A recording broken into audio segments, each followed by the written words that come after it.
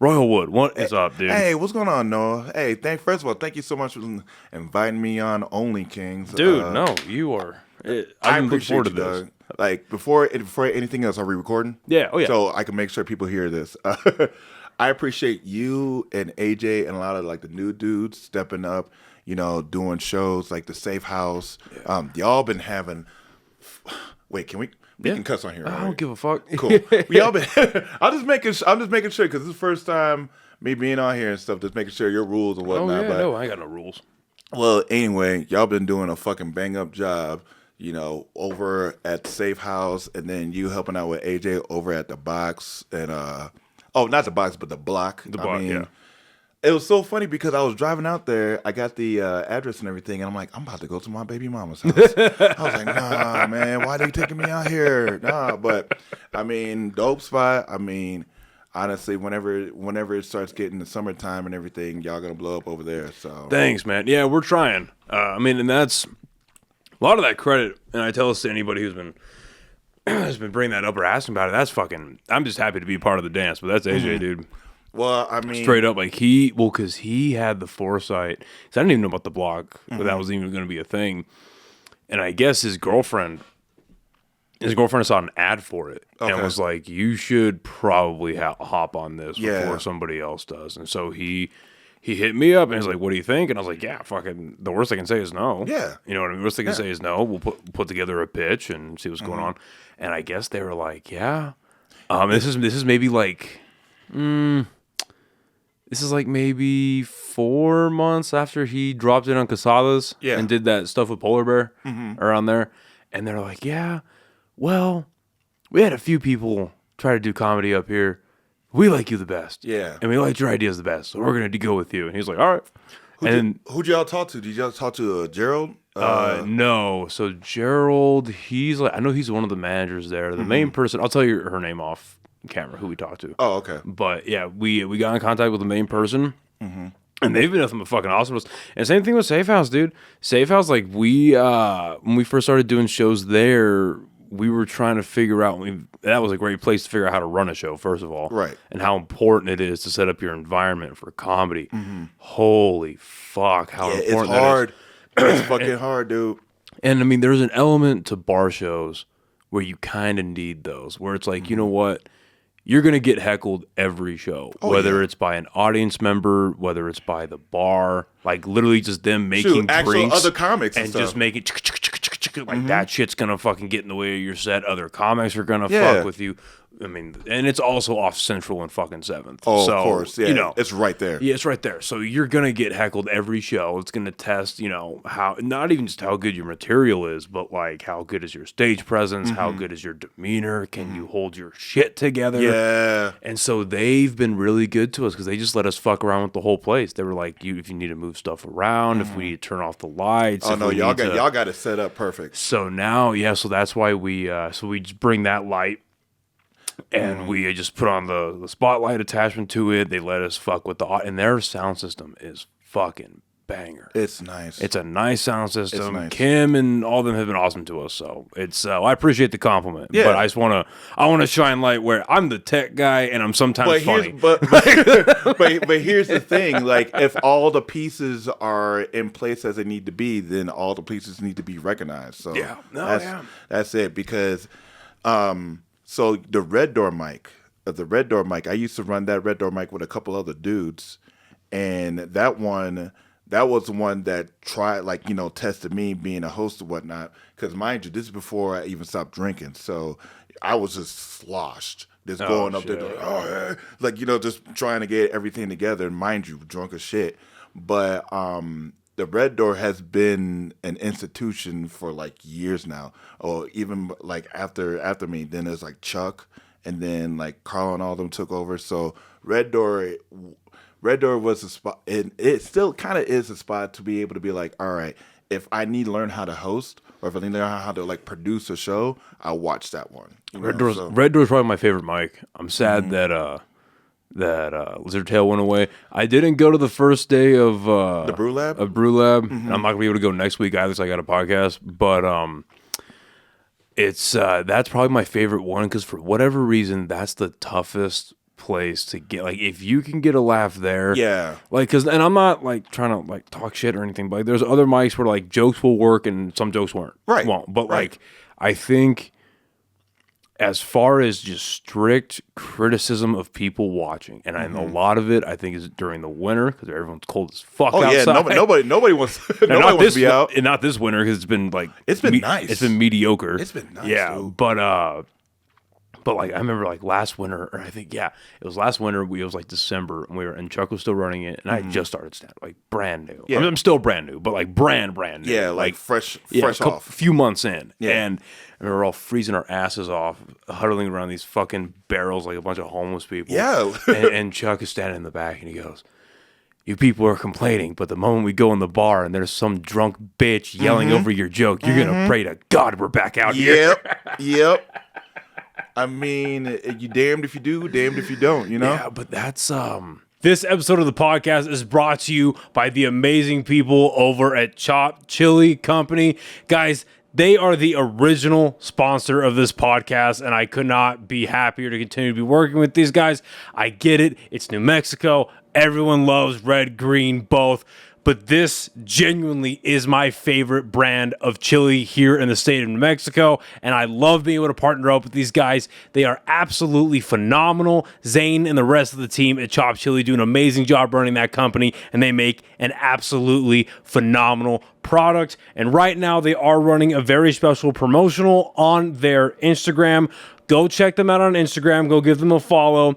And as they post pictures with the hashtag Where's My Chili Challenge, if you can guess where in New Mexico that picture was taken, you can win not only free red or green chili, but also a free custom t-shirt directly from the company themselves. Again, go check them out on Instagram, give them a follow, check out their hashtag Where's My Chili Challenge. Win yourself some free chili, win yourself some free shirts. They are also available in Smith's, Albertsons, Sprouts, and a ton of other grocery stores in the state of New Mexico, as well as El Paso, and they are expanding out to West Texas. Again, thank you so much to Zane and the rest of his amazing team over at Chop Chili.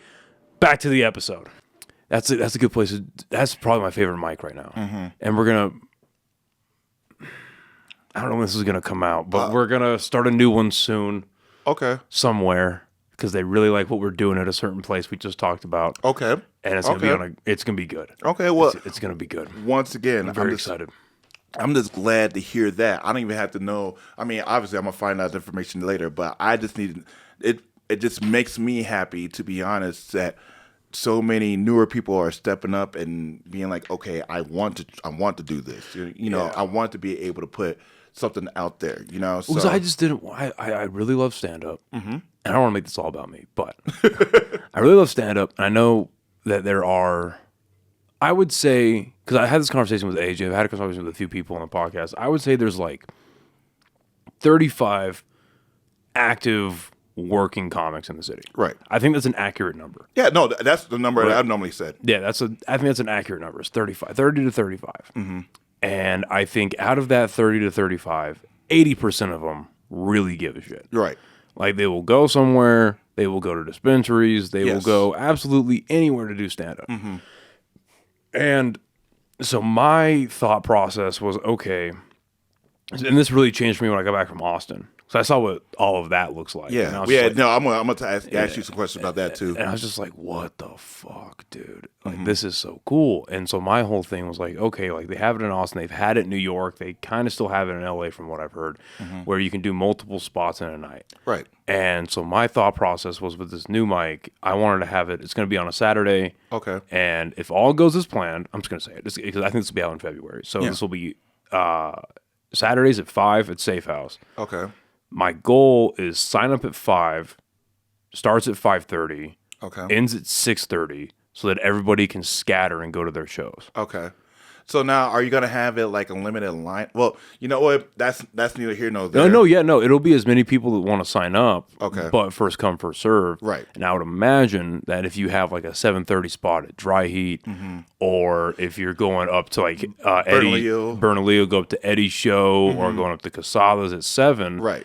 if you can get in there quick, and if we're starting at 5:30, you just knock out your jokes that you're kind of worried about, or you just want to get like grease the wheels a little bit, and then run up to Casados or run up to Turtle Mountain or go wherever the fuck you're going that Saturday. Yeah, because we don't really like. I know we have an open mic at. It's the Urban Mama 505. Right. Yeah, we have one there. I've never been to it. I've heard mixed reviews about it, but I think it'd be good to have one in a bar. Okay. I just think it would be good, and if we could black the place out, make it look like at least it's dark outside. Right. Have the spotlight on you. Because it's going to be the same setup as... I'm going to try to make the same setup as a show. Yeah. It makes sense. Because my mindset is like from the military, it's like you train... I mean, this is now comparing combat to fucking comedy is absolutely ridiculous. But you're Air Force, right? Yeah. But train how you fight. Right. So if you're... Because that was something that really set in with me very early on, was like, if you just go to an open mic and you just bullshit the whole thing... Well, then you're not really going to learn a whole lot. You're not learning. As much as you could. Right? Now, if you treat it like it's a show, and if we could have a mic that's set up like a show on a Saturday before shows happen, I think that's nothing but a net positive. Yeah, because you're already in that mindset. Yeah, exactly. Yeah. Like, I mean, like you were saying prior military and whatnot, like security forces, like we were trained to be like, okay, this is like real life shit. So, translating that to stand-up, I mean, yeah, granted, there are some days when you go to a mic and you're just like throwing spaghetti against the wall, but a lot of times you're there to be like, okay, what works and what doesn't work? And I want to get away from the stuff that doesn't work and want to keep the stuff that does work. And so sometimes a lot of people don't get into that mindset. They just want to go and say crazy stuff, like that's not the point. And then it can be funny though. It can. Okay, and I'm like in Oak and Ivy a couple weeks ago. Fucking Alex Benton goes up there. No, we're gonna talk about him. We're gonna talk about him. And a matter of fact, I think that was that show. I think it was the last one because, all right, it frustrates me when comics go to open mic and it seems like they're not working to where that people who necessarily don't do open mics want to start doing open mics. They want to start doing stand-up because they're like, oh... Wait, explain that a little bit more. Okay, so let's say that, a couple comics go up to an open mic, and granted, like, I know who they are, but the audience doesn't know who they are. Maybe they're having, like, an off night or something like that. And so a couple comics go to there. Now, mind you, I'm trying to keep a tight show. But then I'm walking around and people are like, oh, can I get on? Can I get on? It's like people that I don't know. It's like people who are just like, oh, okay, just because I saw them fail. Maybe I could do it better than them. Well, I think that's the beauty of an open mic. The thing about but if they're doing it at the end to where that everybody, okay, so everybody has done stuff, and then I'm like, like that one night, that lady raised her hand and said, "Can I do it?" And everybody's like, "Yeah." I'm like, the show. I left early. Yeah. No, the show was I had to over. bounce early. Yeah. Like it was done. Everybody signed up to their stuff, and then I even asked her. I even asked in the building, he's like, would you like to do stand-up? She's like, eh. But then at the end, that's when she raised her hand and said, can I try it now? I'm like, no. She have a couple of drinks in her? I don't know if she had a couple of drinks. I don't know. But it's still the simple fact of like, okay, you sat through the show. I understand you see this as an open mic. We have this. I've been running that open mic for about like 4 or 5 months now. And so it's Has it already been that long? It's already been that long. Dude, time flies. Time flies when you're just sitting there in the back and looking at your watch saying, and I'm gonna let you know, I'm gonna let you in on a secret. Whenever somebody asks me how much time they got, I always tell them a minute. They could go up there, I could just start their timer and they ask how much time I got. A minute. A minute. Don't play with me. That is what I like about I don't go to Echoes very much anymore, but I'll go to Red Door every now and again, sparingly on Fridays, and I do like that they bring a timer. Yes. I do like that. Yeah. I might invest in a little timer. Yeah, because if anything, it's like, okay, this is my thought process. If you can't make people laugh within that set amount of time, why should you get more? Why? Like, okay, so... Yeah, okay, well, I mean, like, on principle, yeah. Yeah, on principle, but, I mean, once again, like, if you have, like, an off night or whatnot, but a lot of people is like, okay, the open mics are basically like tryouts. They're practices and tryouts at the same time. Because you got me, you got you, people who produce shows who are actually sitting there being like, okay, who's good to be on the show? And so who's out there working? Who's out there making new material, trying out new stuff to where that I can put them on a show and everybody could benefit. That's funny you say that, and I understand the thought process, but I don't recruit from open mics. Well, I mean, I recruit from shows, right? Because like for me, for instance, that Oak and Ivy is a perfect one. I made a decision to take that CEO thing a whole different way that I knew anyone else was going to think about it. Yeah, because I know they were going to talk about Luigi and how great he is and fuck CEOs. Yeah. Okay, well, what about the point of view of the CEO? Now, granted, it turns out Tim Dillon turned around and did that same exact thing on Roasting 2024 and did it way better than anybody ever could, which I'm just like, okay, so I knew I had something, but that dude's just so much more talented than I am. But where I looked at that, and I was like, okay, I know this is probably going to bomb. However, I'm going to stick to my guns. Right. And at least if I just bomb my ass off, as long as I can keep my composure, I can learn how to do that. Yeah. How to bomb properly. Yeah. Because, I mean, the moment, it's one thing to bomb, but at least if you're going to say it, just stick to your fucking guns. Yeah. Right? Nobody likes like blood in the water. But the moment you start floundering, like, oh, I guess I don't like it. Sorry. Yeah. It's like, oh, okay, you didn't really believe it then. Yeah, you backtrack. You gotta be 100% behind. If you're on the mic, you got to be 100% behind everything you say. I mean, it's the confidence of it all. Yeah. You know, you can't. But also, back to the Tim Dillon thing, this one of the things that irks me, it's linear thinking. So basically, you had that thought about that joke. And then Tim Dillon basically did, like you were saying, Tim Dillon basically did his version of that joke. But it's so much better. So much better. It's so much on, like, because the motherfucker knows how to write, and that's also his personality, is to be antagonistic. Yeah. And to, so it's just, very good. But it's just the fact of like, okay, it's not just the fact, like, that's the reason why I hate doing topical jokes. Just because it's like, you're trying, first of all, you need to write the joke. But secondly, you're trying to get that joke out there before anybody else gets out there. Because it's like, okay, Josh Johnson, I don't know if you heard him or not, but he basically does like a lot of like the topical stuff. And then he was actually saying jokes about, the whole P. Diddy thing. Everybody's always got jokes about the whole thing or whatever. But he was going a route that I was going, and I'm like, shit.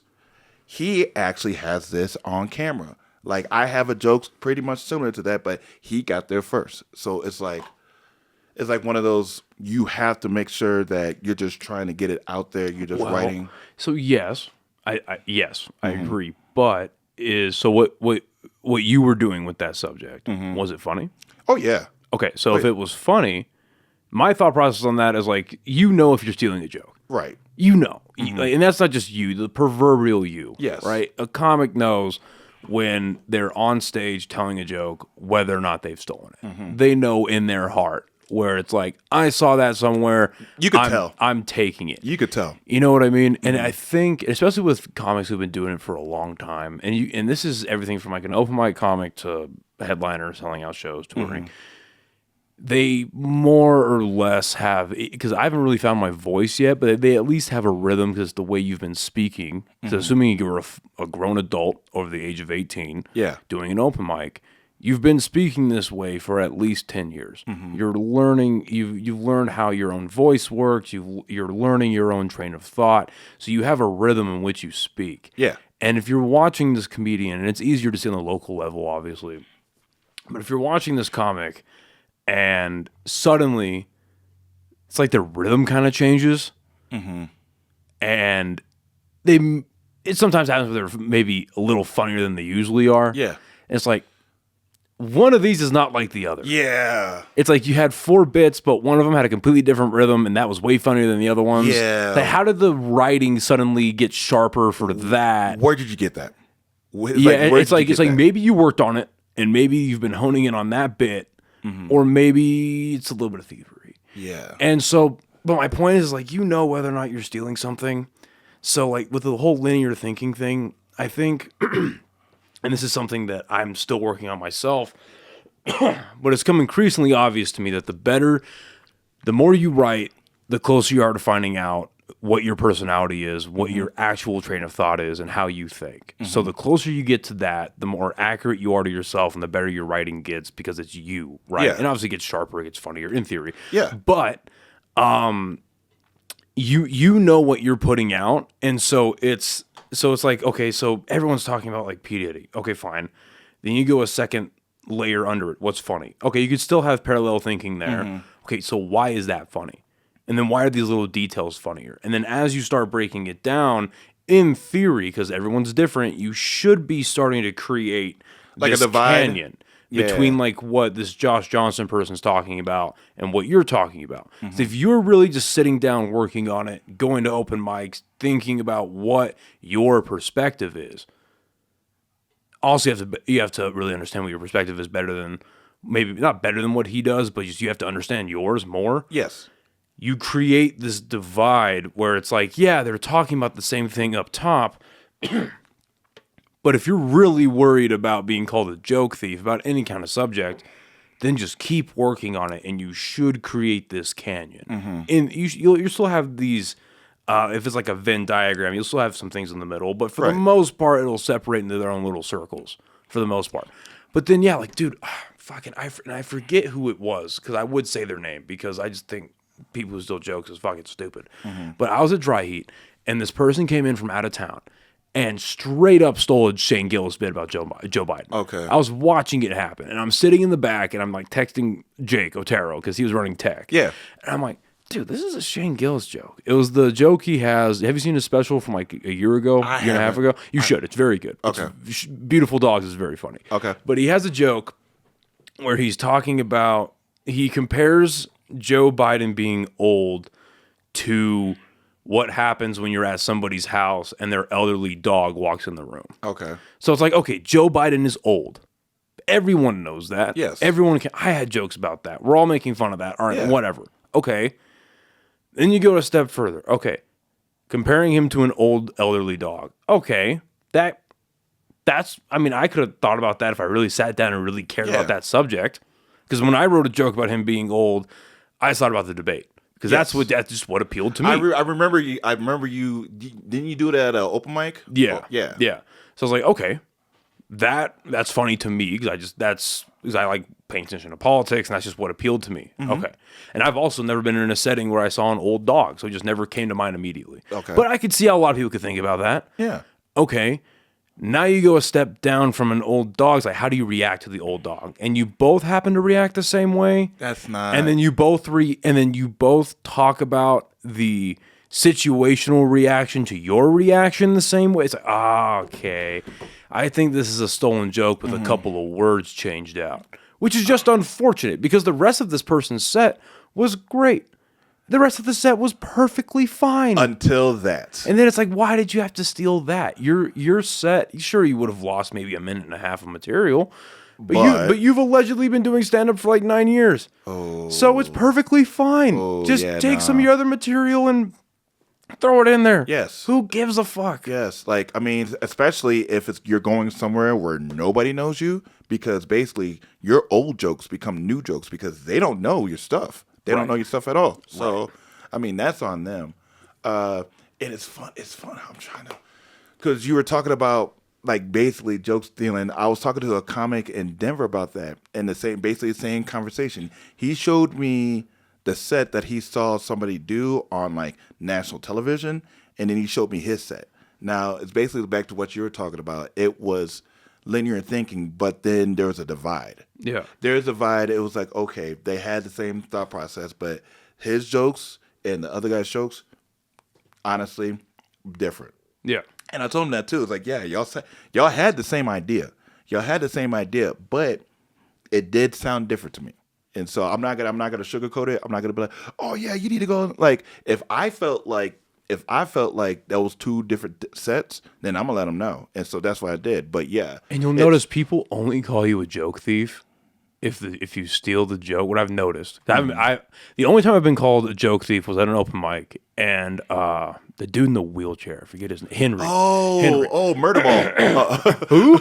I call him Murder. What's it called? Murder Ball. Murder Ball. Oh, you know the sport with the wheelchair and stuff. You know what I'm talking about? I don't. Dog. Okay, so it was like some wheelchair. I don't know. It was like basketball. I'm just thinking about Ricky Bobby. Oh, how he's rolling around. He's like kicking people. I can't use my legs. You can walk, Ricky Bobby. All right. I hope you have beautiful, majestic sons. All right, articulate sons, and I hope that they get their legs taken away from them. I hope. No, but because he used to come to the open mics. He used to roll with the. He used to roll. He did, yeah. With Dave Corvette. Yeah. And so, what were we talking about? Oh, yeah, just the fact of there was somebody in the scene, and I'm gonna say his name, Jamar. That he was actually considered a joke thief at a time. That's unfortunate. 'Cause he's funny. Yeah, that's unfortunate. I started with Jamar. We would try to do the same show and stuff. Like we did the thing that you and AJ did, but we did it poorly because we tried to do a show at a night where they didn't even have anything set up for us. Like we didn't know what the fuck to do. But that was a thing for a while. Like in the channels, we'd be like, "Oh, you hear about Jamar?" I was like, "Man, that's the reason why I can't put my stuff on the internet and stuff, just because." Somebody's gonna be like, "Oh, okay, I'm gonna grab that and I'm gonna use that since I'm going somewhere where he's not going." So that's unfortunate. And that's once again, that's not me. That's not me being like, "Oh, fuck Jamar," because no, that dude's been working. That's other people. That's what I've heard. And that's why he's got it's like, and that's the thing. And I understand how hard it can be for a lot of people. Because on paper it just makes perfect sense. Now, thankfully, I just never had a ran into an issue with it where I just really don't give a fuck what people think about me or what they think about like my material or what I say or whatever. But yeah, that's unfortunate. He's got one of my favorite, like of like the local comics. He's got one of my favorite jokes where he talks about the. I don't want to ruin it for people who haven't seen it, but the joke about where he ends it with a I've eaten Starburst with the wrapper on it. I've heard that joke. I fucking heard that joke. That's a good joke. I love that. That's a good joke. That's a good joke. So I remember what I was gonna say. So on the joke thieves part, there was this one joke that I rewrote. It was an old racist joke. It was based off the joke, why are black people so tall? Because they're Negroes, whatever. But I know it's old. It's old as hell. So stupid. It's a dumbass joke. But I remembered one Bosey Brothers. I don't know if you remember Bosey Brothers. I wasn't around for it. Okay. But I know about it, but I wasn't around for it. Yeah, so Tito ran that mic. And it was on Sundays. And one night, I just ran through, I rewrote that joke. And it was like a long form or whatnot. But I never really told that joke again just because I knew for a fact, even though I made the joke longer, basically, that still wasn't my joke. It was just something that I wanted to do. But other than that, like I maybe told it like a couple times after that, but then I was just like, I was still young. I was still new. Yeah, that's where it starts getting scary when you think that you can take a premise you've heard somewhere else and make it your own kind of funny. That's where you get kind of it gets kind of scary. And then but back to my point was that I forget what the joke even was. It was something. Because I just thought it was interesting that like. I forgot I think I was listening to fucking Ghetto Boys or something like that. Okay. And I was just thinking about it, and I was just like, a lot of, obviously, rappers use the N-word a ton, and that's associated with them. But like, I haven't read a whole lot about the times of slavery in Mexico, in the United States. Neither have I. But like, I haven't read a ton about it. But like, as far as I know, white people came up with the N-word. That's their culture. That's kind of funny. And I wrote like a couple sentences about it. And Henry, he called me over. He didn't pull me aside. He called me over, and I walked over to him and was like, "Hey man, that joke you did," because the joke that I was like, "Yeah," I said something to the effect of, this is like maybe 6 months ago. It was like, "Yeah, people say white people have no culture." But who came up with the number one word used by every rapper ever? Right. And he pulls me aside and he goes, "Hey man, just so you know, I've heard that joke on a TikTok." And I was like, "Okay." And he pulls up the TikTok, and it was some Call of Duty TikTok. Yeah. Like video, like edit video. And it was what I said almost to a dime. And I was just like, all right, well, guess what? I don't care that much about this subject, so I'm just going to drop it. Right. I don't care that much about it. If it's if it was a subject like about, let's say it was something about my own like life experience that I had, and I saw something like, okay, well that just means I need to focus this harder on my life. Right. because this is my life and I know I'm not stealing. I didn't steal that one anyway, but it's like, this is something I actually want to work on. So, but it's just because some like abstract thought that I had, meh, there'll be more of those. Oh, yeah. Doesn't matter. Yeah. Who gives a fuck? But how long have you been doing stand-up for? So it will be 12 years in July. Damn. Yeah. Yeah. What got you started doing stand-up? So the wildest thing is, first of all, I've been doing like, it was karaoke. I've been doing like karaoke all my life, from like when I was a kid to like even now, because like I host a karaoke over at Sidewinders and stuff. So I was over at the effing bar. I was over like right down the street off on Sequoia. So it was me and my people who were working over at the place I was telling you about before. We went over there, and we normally go over there after a long like work day or whatnot. And so I'm sitting there drinking. I'm my friend, he's actually singing, but I'm doing the dumb ad-libs and stuff. So there was a producer here that I'm not gonna give any credit for, just because a piece of shit. I'm not gonna lie.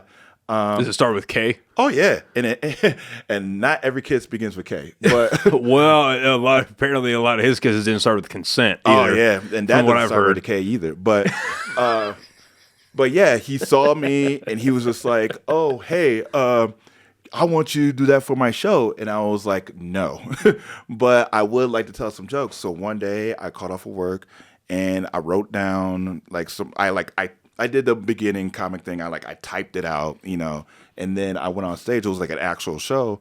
My first time on stage as a comic was at an actual show.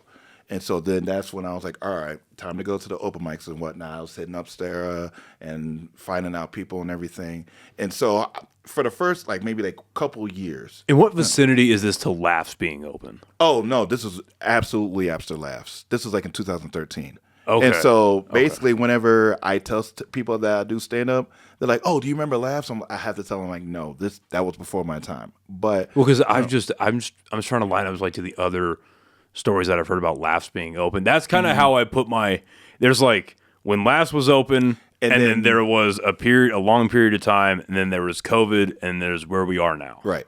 And so during that long period of time, that's when I started just basically learning from all Eddie Stevens and John Coyar and all of them about learning how to host and running open mics. We had actually Comedy Mansion. I don't know if not Maverick.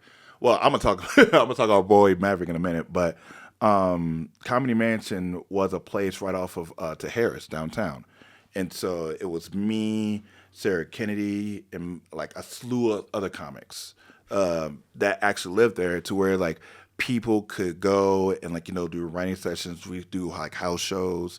If comics were coming in from out of town, they would have a place to stay. So I think they tried to do that over with Caleb and Tyler and them. I don't know what happened, but it was a little, I don't want to say a mecca, but more or less it's okay, that was a place to go to where it's all right, we need get inspiration, if you will. There was always comics going around to where you can ask somebody hey, can I run a joke by you? Or hey, how this sounds? So we had that. And then so basically that's when the newer class came through, just Caleb and Robert Eister, Carla, Jared, just a couple other folks. And so it was kind of progressing, and then like you said, COVID. So as a matter of fact, no, you wasn't here for Zinc. I had this bar show. It's an underground bar show, Zinc, and I had it booked up to, I would say, September. I had it booked up till September, and then when I posted the whole listing and whatnot, that's when all the businesses were okay, we're gonna start shutting down. And I was like, fuck, because if I was able to run that show the way I was able to run that show, it would have been one of the best shows in Albuquerque. That I will put money on it. All right, I'll put child support money on that. He makes his payments. Yeah. I make my repayments regardless of not if I want to make the payment. So, but yeah, just basically, it stopped a lot of people. But then I don't know if they told you about they were going to the garage and stuff like that. Yeah, working. Yeah, we was garage. Yeah, I heard about that. I think that's one of the things I really like about, or I like currently, about hearing about New Mexico's comedy is like, even during COVID, you guys just fucking figured it out. People worked. Just figure it out. Josh, Zach, they was on the road doing stuff because Zach, I mean, first of all, big shout out to Zach. You know, like I saw him at his first open mic, and this motherfucker has run shit. He has legitimately run shit. So, but it's just the fact of like, they were like, okay, we're going to go to the places that we could go to. And so they worked. And then with the garage, just like everybody was like, all right, cool. Well, we're going to tell jokes to each other, but it's just the fact of like making sure that we're sharp and for whenever everything gets done.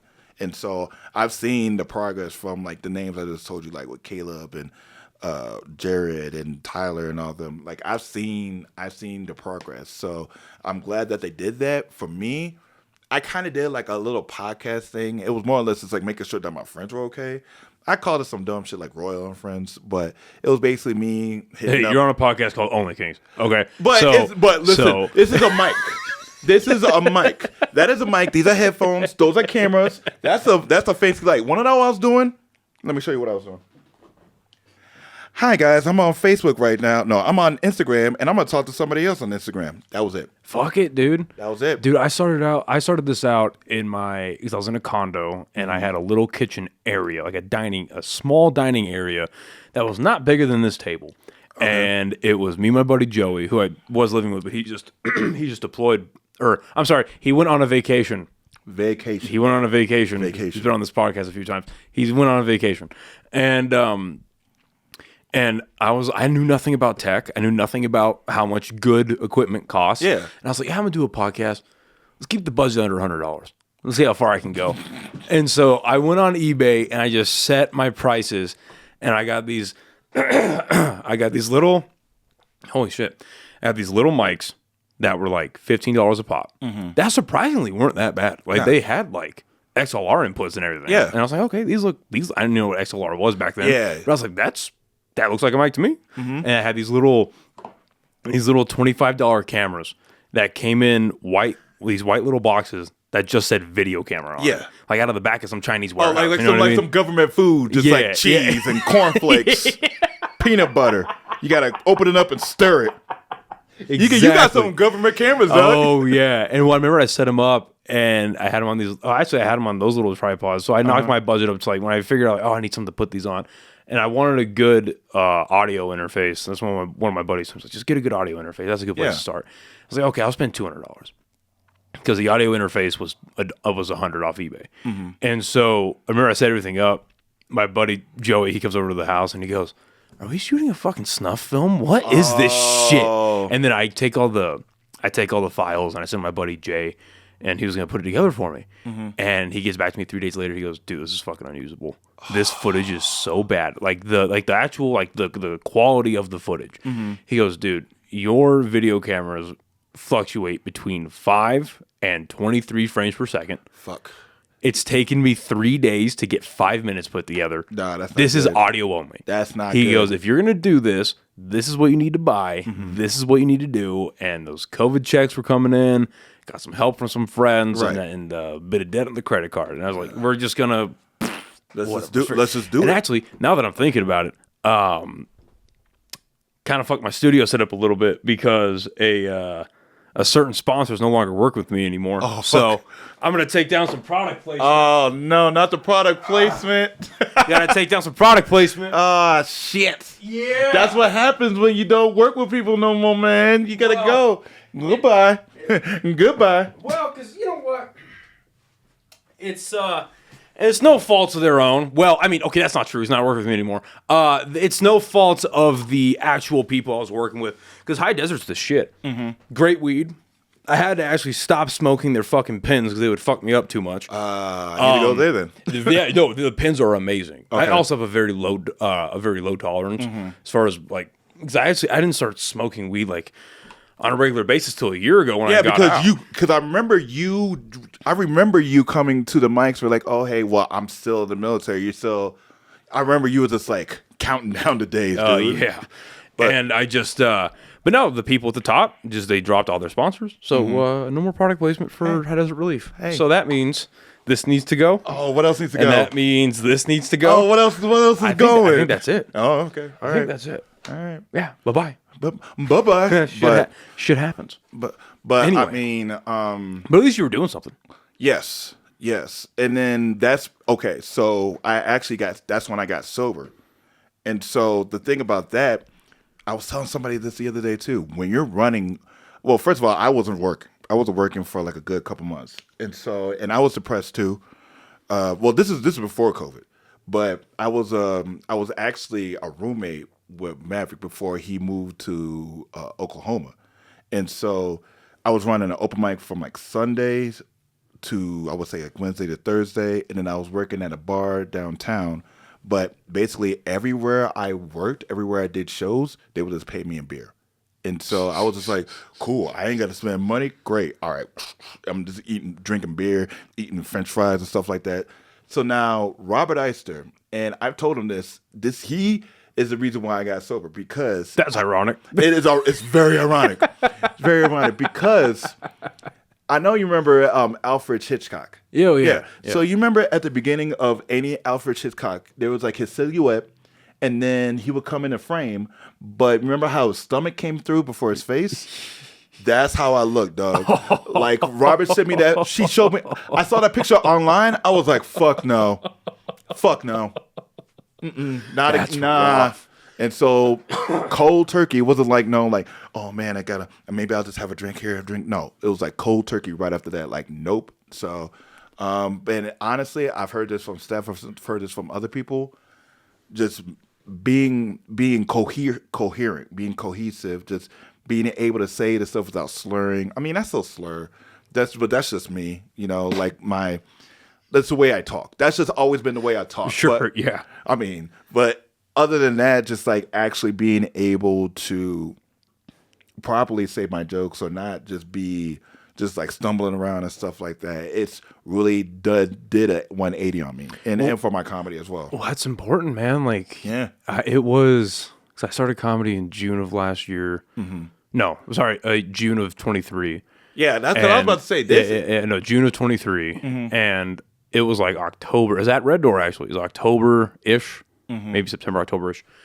And I remember I thought I was going up like 4th or 5th. Mm-hmm. Turns out I was going up like 8th or 9th. Yeah. And my girlfriend was there with me. And I had a couple of drinks, a few. And I actually had something I wanted to work on. It was something about saving my balls. It's something stupid. Yeah. Like not being taught how to shave my balls or whatever. And I went up there. And I just slurred the fuck out of my words. Oh, yeah. I was coherent, but I wasn't, the stream of consciousness wasn't there. And about 2 minutes into it, because people look at you weird anyway when you're at an open mic, but people were like, it went from, oh God, it's not funny, to like, oh God, this is concerning. Yeah. And then I saw the look on her face. And I was like, okay. And I was like, you know what? That's it for me tonight. I like snapped out of it. It's like, all right, it's up for me. You gotta have a good night. And I put the mic, I sat back down, and I was like, I am no longer drinking. That is not. I might have a beer. Yeah, but no longer going up intoxicated. I knew for a fact I couldn't go up high because just even when I started smoking weed, it would just immediately like, it doesn't matter if it's an indica, sativa, a hybrid, it just puts me to sleep. All of them put me to sleep. It's like, I can't do that because I'm not trying to be tired on stage. Mm-hmm. But yeah, not being coherent and then potentially making an ass out of yourself is not. And then like I got a little warning sign from God a couple months ago because I had done a show. We did our show at Safe House, and I got double booked for that and Dry Heat. Okay. And I told H, like, hey dude, just hang on to the equipment because after my set, I literally just have to run down to Dry Heat. Yeah, I had some whiskey in me, and I was like, I got off the mic and I was like, well, I'm not drunk, but I'm not driving. Right. That's not happening. So I just sped walked down to Dry Heat. Mm-hmm. I get in there and Sarah's like, you've got 4 minutes. And I was like, fuck, 4 minutes to get on stage. So I went back there and I'm in the green room going over my stuff. I'm fucking chugging a lemonade. And I was like, okay, dude, get your shit together. Yeah. Thankfully, we're not trying anything new tonight, but get your shit together because you are not going up in front of these people and making an ass out of yourself. Yeah. Thankfully, I had a good set. And even like June came up to me after the show. She's like, "That was really good. You were so like light and loose and playful on stage." And I was like, "Thank you." You don't know what happened before. yeah. I was like, "All right, cool. Like I got away with it. Mm-hmm. I'm a little bit more sober now, but it's a learning lesson. We're not doing it. We're not doing it because I'm not gonna be ever gonna put myself in the position where I'm the guy that gets up on stage and is clearly drunk and clearly, you know what I mean? Like, that's not good. And unless it's like, because there's very few people that can do that and get away with it. Mm-hmm.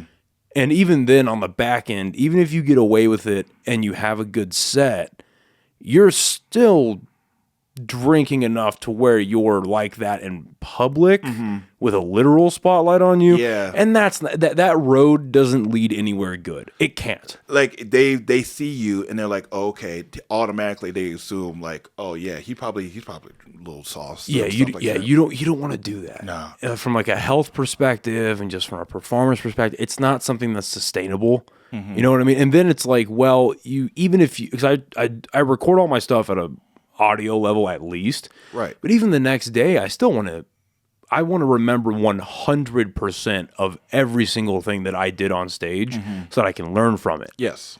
And if I can't just think about it on the way home, or if I just can't think about it on the nethis morning, I'm like, okay, that's probably not good. Now, thankfully from that night I could, but I was like, okay, it's a sign from God. Just do it afterwards. Do it when you get home. Just don't. This is not the place for it. And especially like when it starts getting to the point where you're at a show and you can network, yes, and you can talk to other people, that's the big part, and all of that, you want to hold your shit together and you want to position yourself properly to where you're building connections. Yes, even just at a professional level where it's going to take you somewhere. But if you're just like, hey, no.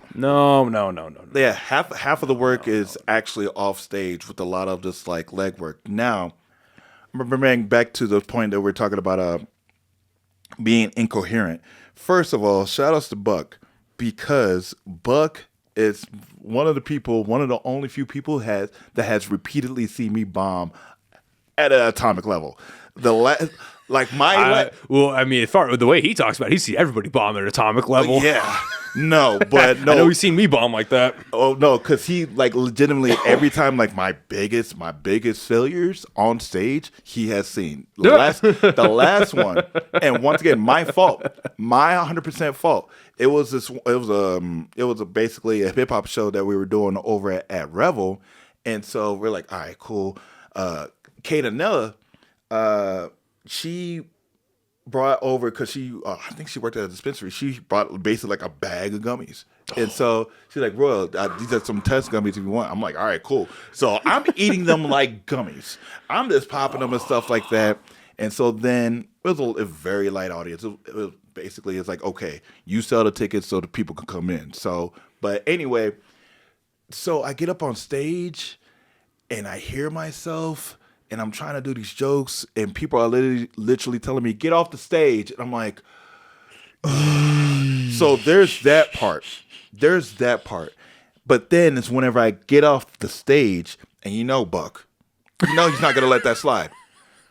I would say maybe like a good 5 to 10 minutes was just him and DJ Tommy Black roasting my ass. Just not even about my jokes, about how I sound, about how I looked, and I'm just sitting there, and I just have to take it. I can't just be like, well, no, because I have my heart and in my mind, I fucked up. Yeah, I fucked up. Matter of fact, I took a lift back home, and so you know how you could take a lift, and sometimes you just don't put your earbuds in. Yeah, that's what happened. Like, I was so distraught. Like, I just got in the lift and I just sat there like a child. And then the dude was like, hey man, what's going on? So where you coming from? I was like, I'm coming from a comedy show. He's like, oh man, so who's your favorite comic? And I was like, not me. Like, nope. And then I went home. I wasn't even hungry. I wasn't even like thirsty or anything. Did you ever, when you were a kid, like about the first day of school, I did this multiple times.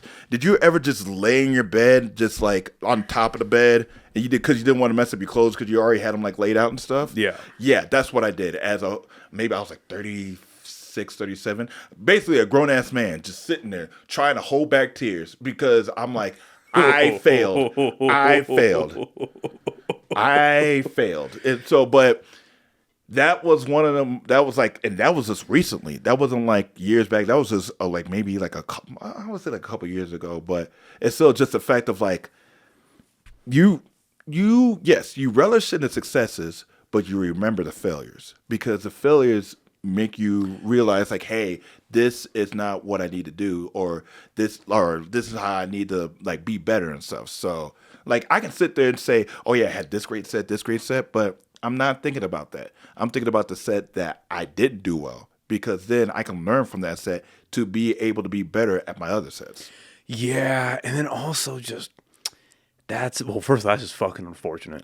First of all, that's on me. I'm an adult. I have to take it. Unfortunate. It sucks. At the bright spot about that though, because there is a bright spot.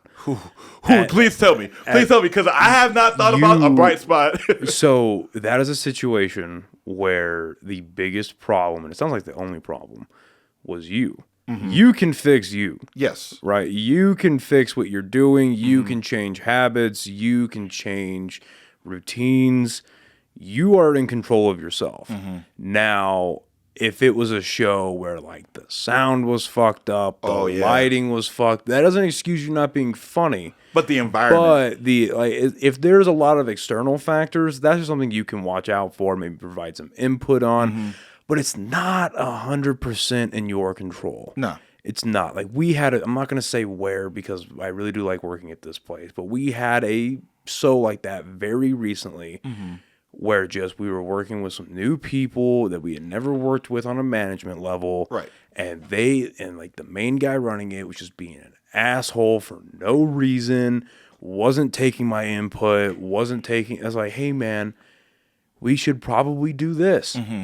Hey, we should probably do that. And I was just met with roadblocks. Like, well, why? And well, blah, blah, blah. And I'm like, well, I'm not. It's like, dude, I'm not asking for free drinks. I'm just asking you to turn up the audio a little bit. Yeah. I'm just asking for you to turn off things during a comedy show so that people are looking at the comedians and not the things. It's about the show. Yeah. It's about the show. It's not about anything else other than the show. Exactly. So, but those are things that are out of my control for the most part, because that involves other people having to do something. Yeah. At a bare minimum, it's just other people having to do something. But if it's if you are the issue, you can fix that. Yes.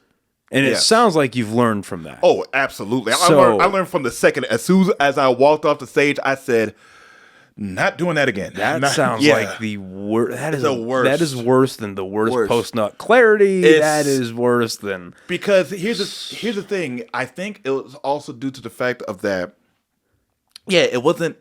Now, if it would have been worse, it would have been way worse if it was like, like a Revel show, like how they have it in like packed, and I've done a couple, as a matter of fact, right after, everything opened up, they started doing open mics and stuff. Jamar was running the open mics and everything. And so, I've done well there before. It was just the fact of, I don't want to say overconfidence, but it was more or less, it's like, okay, I fucked up, but it's still just the fact of like, I learned.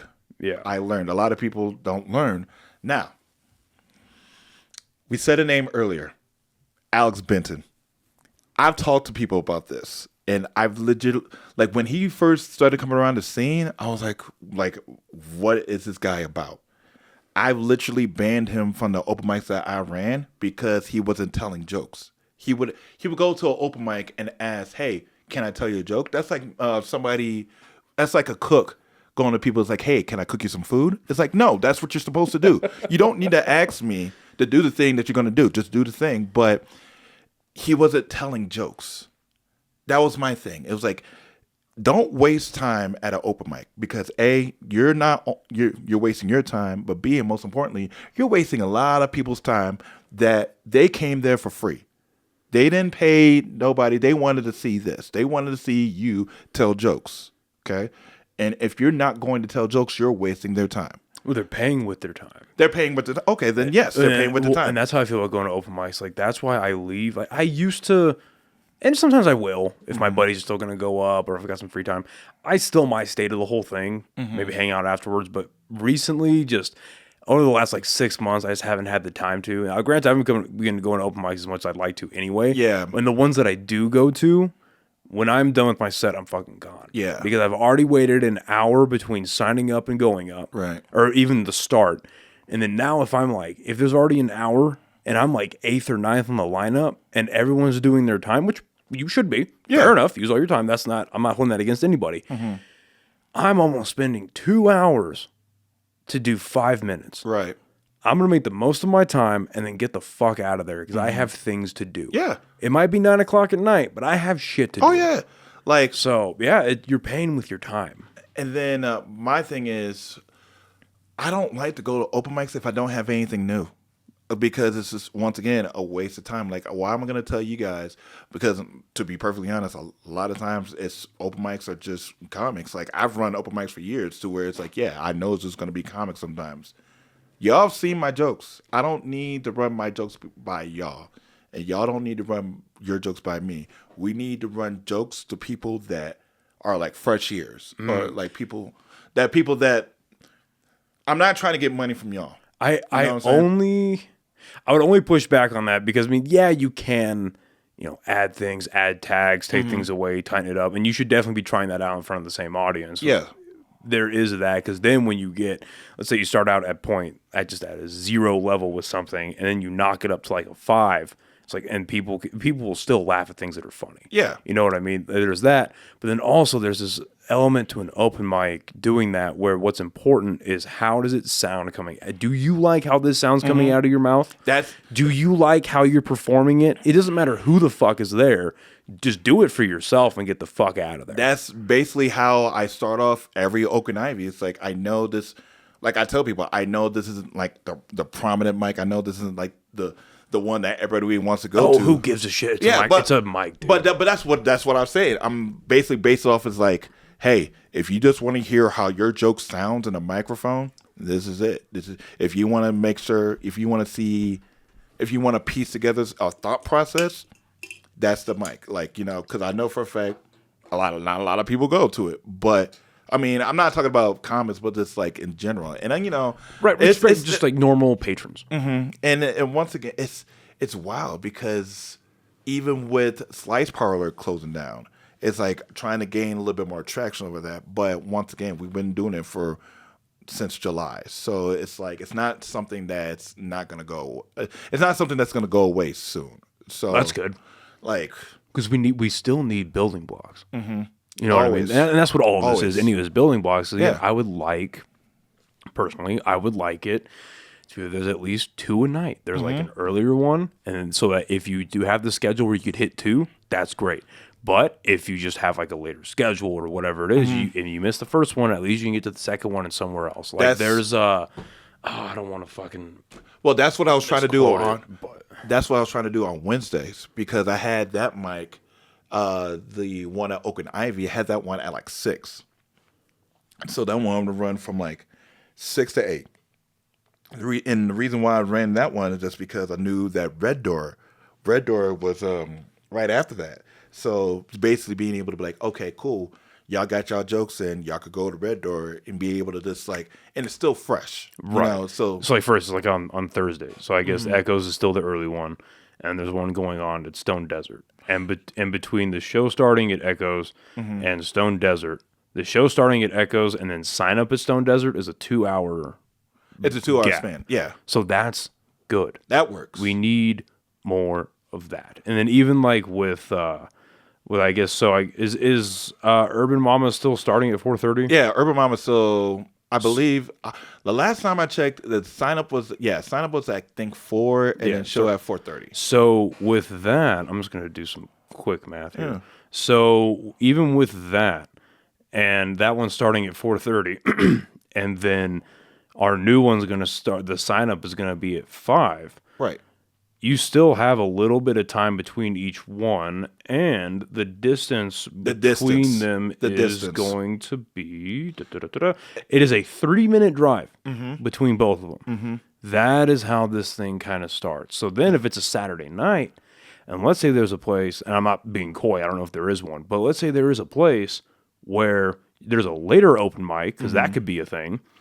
Well, midday one at 4, early evening one at 5:30. That's 2. Late one at 8.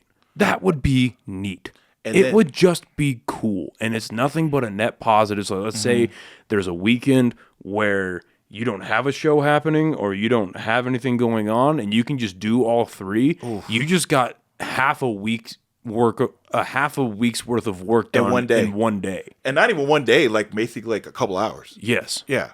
No, it's a net positive. That's always a net positive. That's the reason, once again, appreciate everybody that's been trying to get more shows or whatnot. So this is also me growing as a comic and as a person. It was like at the beginning, I'm like, well, why aren't people doing this way or that way? But I had to step back and realize, hey, people can people can get to the same place differently. And so, like, in my head, I was thinking, like, oh, okay, people got to go to the open mics, and then that's how you get to the showcase. No, like, because here's the thing. Even with me, I had to think back. I got my start at an actual show. So who am I to sit there and say that somebody else's route that needed to be the same route as mine? So it's just basically it's like you were saying, just net positives. Because everybody's just working, and I'm trying to piece together this thought process. It's just the fact of the way that things are now. Because in my head, I'm like, okay, I don't know who people are talking to. Okay, I'll just put it like this, like the Nob Hill Comedy Club. Okay, I know if you heard about that. Yeah, no, I went to one of their open mics maybe like a month ago or something like that. Mm-hmm. It's cool. Yeah, it's super dope. It's dope, but at the same, but in my head I was like, okay, how are you running this? Like, how did you get from point A to point B? And so honestly, they've been running for a couple of months now, so it's like they know. I feel, well, I would assume that they have a handle of what they're doing. It's just the fact of, like, in my head, it was like I was brought up into, like, okay, you have to do this and do that. But it's different now. It's different. Well, I will say this. They do know what they're doing. I got a phone call. It was very funny. It was the day, because I haven't done the show in a few more than a few months. I need to figure out the format better, and I just need to be a better host. Mm-hmm. But I did a heckle mic or a heckle show I remember those 2 months in a row, and I want to get that started again because Safe House wants to do it. Okay. So there's an imperative from them, but I also just, that's 100% on me. I just need to be a better host. I need to be a better showrunner. But the day I was starting it, I get a call from Dave Corvette. Okay. No, I'm sorry. No, other way around. I get a call from Phil Romero. And he goes, and very nice, very, very, very kind of him to do this. He goes, hey man, I saw your show was going on today. Good job. That's cool. I was like, thanks man, I appreciate it. And he goes, what's the turnout going to look like, do you think? I'm like, I don't know. We'll see. I mean, we're doing our best to promote it and put things up, and Safe House is helping us, da-da-da. Yeah. And he goes, okay, well, did you have a second? I'm like, yeah, sure. And this turned into like a 30-minute conversation. Okay. And he goes, I've been working with Alex. I know how you feel about him, but just let me run something by your brain. And he puts Dave Corvette on the phone. So that was like a 3-way call. Okay. And they basically break down for me what they've been doing with, and it all boiled down to really good targeted Google ads and an email list. Yes. And he goes, dude, I know it's archaic, but the email list is fucking working. We don't even understand it, but it's working. And to his credit, Phil sent me this whole breakdown to my Facebook. Where it's like, hey man, this is what we do. This is how we've done it. It's taken a couple months, but like this is like what we've built and what we've been doing. And again, like I have some professional differences with Alex, and I've made that perfectly clear to him. Right.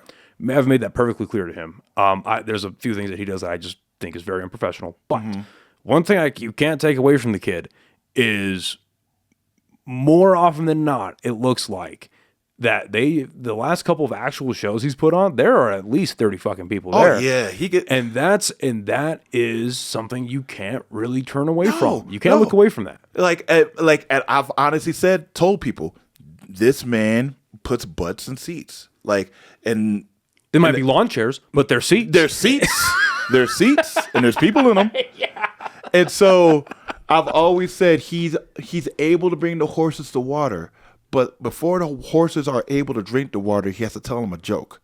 And so, but it's just a fact of like, yeah, like you were saying, like, first of all, Phil, I love Phil. All right. Phil, he's a wild dude. Okay. But this is the way, like, he's told me, like, yeah, I sat there and I've talked to Alex, and, you know, we went through some stuff, but it's just a fact of like, the thought process is there. It's like the end goal is there. They want to be able to get the people in there, and they're able to work that out. But it's still just a fact of like, okay, me personally, and I told him this to his face, I just want him to get better at just telling jokes. That's it. Because there was that, oh man, you were there, the last Oak and Ivy that I did, because I was finding out that he was actually talking about his life, not trying to do like jokes or whatnot, because everybody already knows where he's from and his background and stuff or whatever, but he was actually trying to delve a little bit more into that. And just like some of the shit that he said was actually funny. He talked about fucking his mom. Yeah. He basically was like, it was good. It was good. It pissed me off that it was good. Because here's the thing. You can't just sit there, and then he ended it off like that. He was like, because I remember what he said. He's like, oh yeah, my dad, like, you know, married a Playboy bunny. He's like, I envy him. And then he said something way dirtier than that, but yes. Yeah, yes. something along the lines of that. Yeah. But like, it was just eruption of laughter, and he's like, all right, I'm good on that, and just left. And I was just like, that's what brings people back, because they want to. It's like, oh, you're just gonna dangle it just like that, and then just take it away. No, I want more of that. So that. Well, what I like about what's happening right now in comedy here is there are these, and I think AJ's doing a good job about, because me and him have, I mean, we talk every day, but like we have like weekly conversations about who are we going to book, who are we going to put together, and then he made it a point for like the block where it's like, no, we're gonna, and we did it at Safe House too, like, okay, this show is going to be all Santa Fe. Okay, this show is going to have like up in the block. I wasn't there for it, but apparently it went really well. At the block, they did like half stand up and then half improv. Okay. And then he makes a point. They have like a theme, basically? We'll have a theme, but like bring different, because there's like, I don't say this in a negative way, but there are like comedy, like, it sounds so gay, but there are like comedy cliques. You already know there is. And it's not, again, it's not a bad thing, because we're humans. We're animals. We're tribal, right? People gravitate to the circle of people that aligns with their personalities, with their... I've done it. Oh, yeah. Yeah, you know, like people group together. It's a thing, right? And there is some intermingling in between, like, improv and then, like, dry heat and then, like, Santa Fe and all these different types of little groups that kind of circle around. But at the end of the day, all of these groups are trying to do one thing: bring people to an area and entertain. Yes. At the end of the day, that is the broader... That's the big circle. That's the broader goal, right? So I'm glad that all this, where there's like this little... There's like the Dry Heat Hub, and then there's the Santa Fe, and then there's like the Nob Hill Comedy Club. They clearly have a group of... like, in all these groups clearly have people that they work with, and that's great. Like, I think that's, like, personally, I think that's great. Yeah. And if you're upset that you're not getting booked by these people, well, then just, like, I'm not trying to be a dick, but just go ask them. Yeah. Like, that's the thing. Me and Zach talk about that all the time. I know that from experience. Like, literally, like, the reason why I kept getting, like, people were asking me, like, how are you getting booked at Dry Heat? Like, there was a period of time during this year where I was getting booked at Dry Heat a good amount. Yeah. And I was I am, but was very thankful and kind of shocked. But half of that came from me asking. Yeah. Just being like, hey, can I, like, do you have, like, room for me in a couple weeks? Or do you have room for me tonight? And a lot of times I got told no, because they just didn't have room or whatever it was. But then I got told yes. Yes. Like, it's about asking. Just ask. So anyway, so I like that these groups of people have, and then, what's his name? His last name is like James. Dwayne. Yeah. Dwayne. So like he's doing his stuff down in Berlin, and then I just saw on his Facebook that he's starting like his own like booking or like show running company. Dwayne's been working. I don't want to like disparage what he's doing. 'Cause I don't want to get the category wrong, but he has like his own little like LLC now. Yes, that he's going to do business under. I think that's very smart. Yes. I mean, I have an LLC. I barely fucking use it, but I have one. And so, there's these pockets of comedy that are happening all across the state, and I think it's just it'll be better for everyone when all of these start working together, when all of these people start intermingling and they all just start working and booking together. And, and that's what I tell AJ. I was like, dude, like, I don't care who might have an issue, because it's a lot more of not we have an issue with people, it's people have an issue with us, and fair enough. I don't really give a shit, but fair enough. Right. But it's like, it doesn't matter if they don't like us. It doesn't matter if you have an issue with them or whatever. It's, are they funny? Are they free? You're booked. Yes. That's how that works. Yes. Because at the end of the day, the last thing I want to do, because obviously there's like a group of people that him and I like regularly work with and regularly book. Oh, yeah. But the reason for that, number one, and I can speak for myself, and I think with a 90% hit radius, I can speak for him. We work with these people because they're funny. We work with them because they're funny, and we know that we at least have a base level of crowd that more or less will show up. Yeah. And these people are going to be entertained. Is it a plus if we like? There is a like I wasn't there for it, but this guy, he's a native comic. His name's Victor Tenorio. Yeah, I know Victor. Yeah. So he got booked for the Block a couple weeks ago, and I guess he showed up and brought like 15 people with him. Yes. Now, for local comedy, that's pretty fucking good. That's great. That's pretty good. If you can show up to a local bar show and bring 15 people with you, that's incredible, right? That's great. So it's like, okay, and he also happened to be very funny. So it's like, okay, he's funny and he brings people. Yes. Great. We're going to keep running with that. But we keep working with the same people because they are funny and people are going to be entertained. So then it's like, okay, now that we have this, we can start shotgunning these people. I was like, hey, you should probably book this person. Or, hey, what do you think about this? And the more intermingling that happens, the more stage time people are going to get, the better everyone is going to get. And then if it comes to a point for some other people where, I'm not saying about anyone specifically, I'm just like theorizing. When it comes like, well, why am I not getting booked enough? I was like, well, I would like this to get to a point where you aren't getting booked because you're not funny. That's strictly. That should be the point. Which means that you just have more work to do, which means, again, back to what we're talking about, that you can control your own problem. You can control that. Yes. If you can, if me and AJ can just help provide opportunities for people to get booked, and now that we're going to have an open mic, it's like, okay, because that's what I was telling Sarah that I really liked about the dry heat model, was that they had 2 open mics, Thursdays and Fridays. They had a free show on Thursdays. Right? Ovato's Thursdays. Yeah. Yeah. Free show there, and then an actual club on the weekends. So there is an actual pathway to a club. It's you do, and that's what happened with me, is I did a couple of mics and for a while, and Zach gave me a chance at the club. Thank Christ I didn't fuck that up. Thank Christ I didn't fuck that up. Yeah. And then it was like, okay, then I got booked on Alvato. Then I got asked to go back to Dry Heat. And then like Zach again took a huge chance and took me on the road. Thank God I didn't fuck that up. Yeah. I've been on the road with Zach. We went to like Durango and stuff. So it's like, so you know, right? Yes. It's like you have these avenues to get where you want to go. And you're right, there are outliers where it's like people get started at shows, or people like there are people just outside of New Mexico, but there are people that just get started, they get on a big platform, they blow up, and now they've got to fucking catch up to where their exposure's at. Yes. There's a bunch of different ways to do it, but at a local level, generally it's open mic, free show, club. Open mic, free show, club.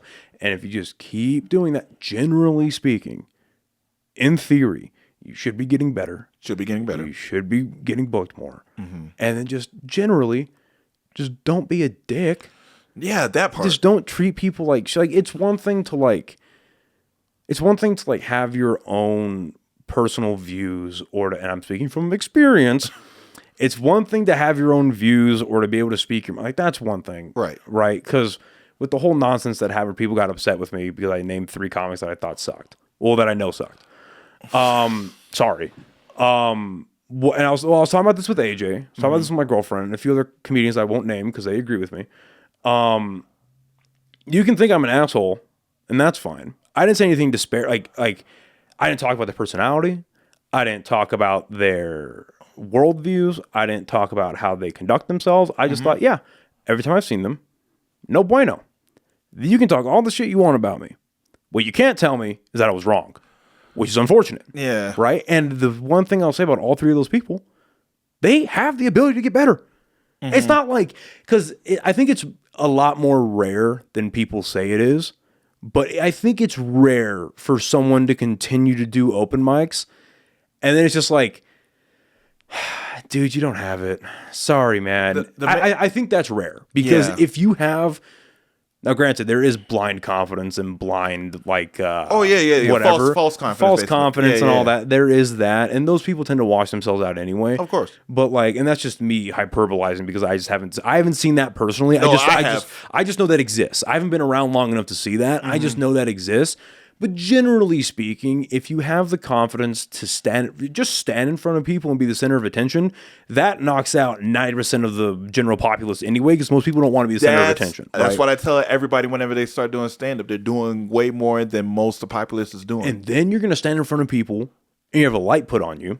Okay, there's 95%. And then you're going to have a microphone. Okay, there's 98%. 98. And then your objective is to make people laugh. Dog, you're preaching to the choir right now. So again, if you're already doing that, you probably have the ability to get better.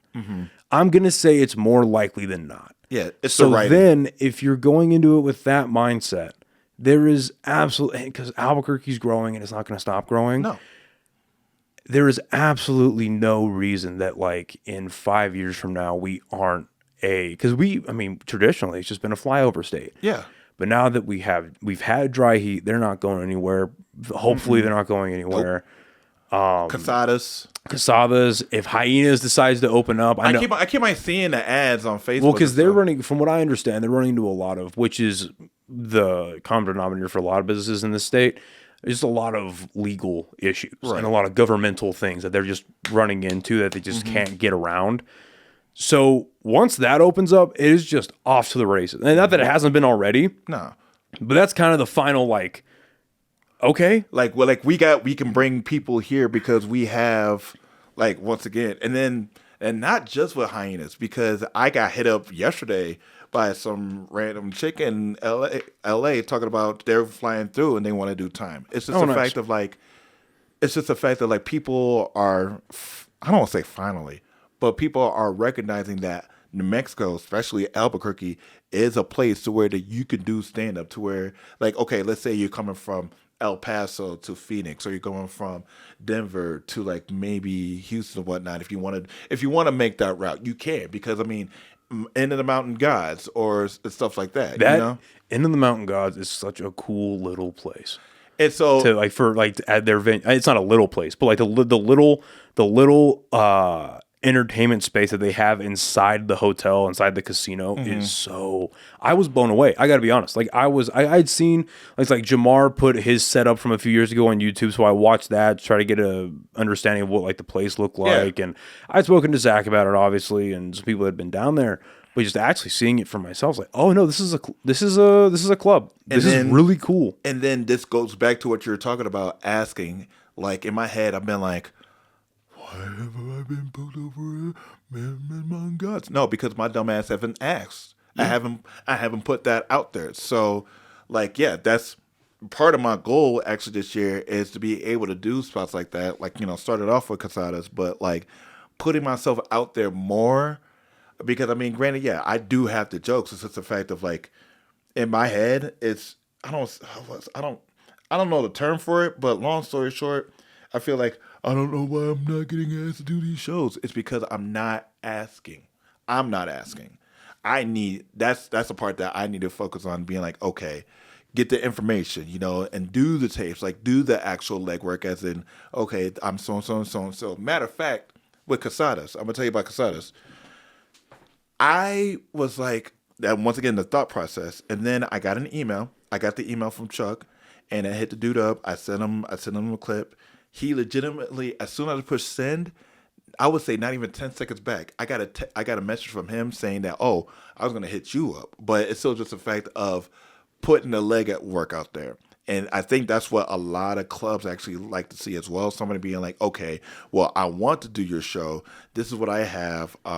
Just let me know. Just the traditional EPK. Yeah, EPK. And so once again, it's I don't like saying resolutions. Like with the New Year's and stuff, I don't like saying resolutions just because it's like, oh, you're basically putting like this thing up there that you're like, I don't want to say trying to reach or grab or whatnot, but it's just something because of this year. Like I want goals, because goals aren't necessarily defined by a timeline. Now with like a resolution, it's like, okay, at the end of this year, did you do what you wanted to do this year? With the resolution. But for me with goals, it's like, okay, I want to go somewhere, but I know that's going to take time. But it holds you accountable too. Yes. It holds you accountable to yourself. Yes. That's important. Oh, accountability is always important. Because if you just think about it, like, yeah, I want to do this eventually, I want to do that. And it's like, all right, well, we'll get there. Because there was I was going to military school, and the guy who ran the school, he was telling me and a couple of their people, or a couple of their cadets that were there, he was like, we were in a meeting. He goes, yeah, you guys need to write down your goals, because 73% of people who write down their goals actually achieve them. And we were young. Like I was like maybe like 18. So, I was like 18 or 19 or so. I was like, that's a load of bullshit, but I'll do it anyway. And it turns out it fucking worked. So beginning of last year, I was at a writing circle at Dry Heat, and that was the subject of the class. Was like, okay, how do you decide what your goals are going to be for stand-up? Are they realistic? Are they attainable in a amount of time that you can give yourself? And then are they workable? I remember hearing about that. Yeah. So my goals for 2023 were go to 2 to 3 open mics a week, get booked at Dry Heat once, and then have 5 minutes of material. Mm-hmm. I did all 3 of those by March. And I was like, the first one is an evergreen one, but the 2 that were like hard goals, like quantifiable, whatever, did those by March. So then I was like, okay, well, how do I take those and make them bigger? Mm-hmm. And then actually making them, like, there's something about writing them down that makes it real. There's like, okay, no, I have to do these now. Yes. Like, I have to do these because now it's a thing. And then if the end of the year comes and I don't do them, well, now you have the personal shame you got to feel. Yeah. And I think having consequences like that are important because that's holding yourself accountable. If it's just this flippant thing of like, yeah, I mean, I'd like to get booked at a club. Yeah, I'll go to the gym eventually. Yeah, I'll eat a little bit better. We'll just get there. But if you actually write it down and you see it, and it's like, oh, no, okay, now there's an imperative to actually accomplish these things. Mm-hmm. Now you can actually start doing them. Yeah. And like you're just saying about emailing somebody.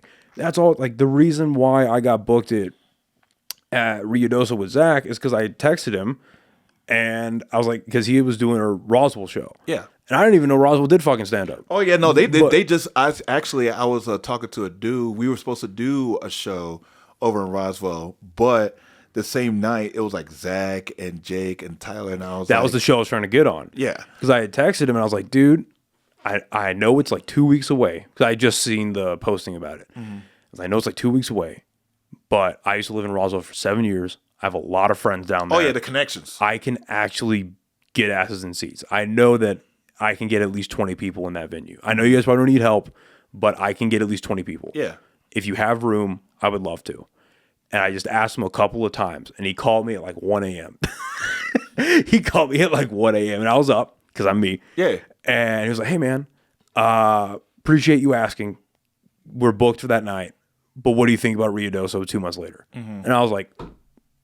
Yeah, absolutely, absolutely. So it's a big part of it is putting yourself out there and actually doing it, and then if you don't get it, you just work towards the next one. Yeah, you just keep fucking going. Like it's okay. At the end of the day, not to minimize because I care about stand up, but it's like it's just telling jokes. It's just telling jokes. And I know that it's like if you want to make it a career, there's a bit more of an imperative on you. Mm-hmm. Then it's like okay, well then there's just room to grow more. There's room to keep working. Just keep doing the thing because I think a lot of people.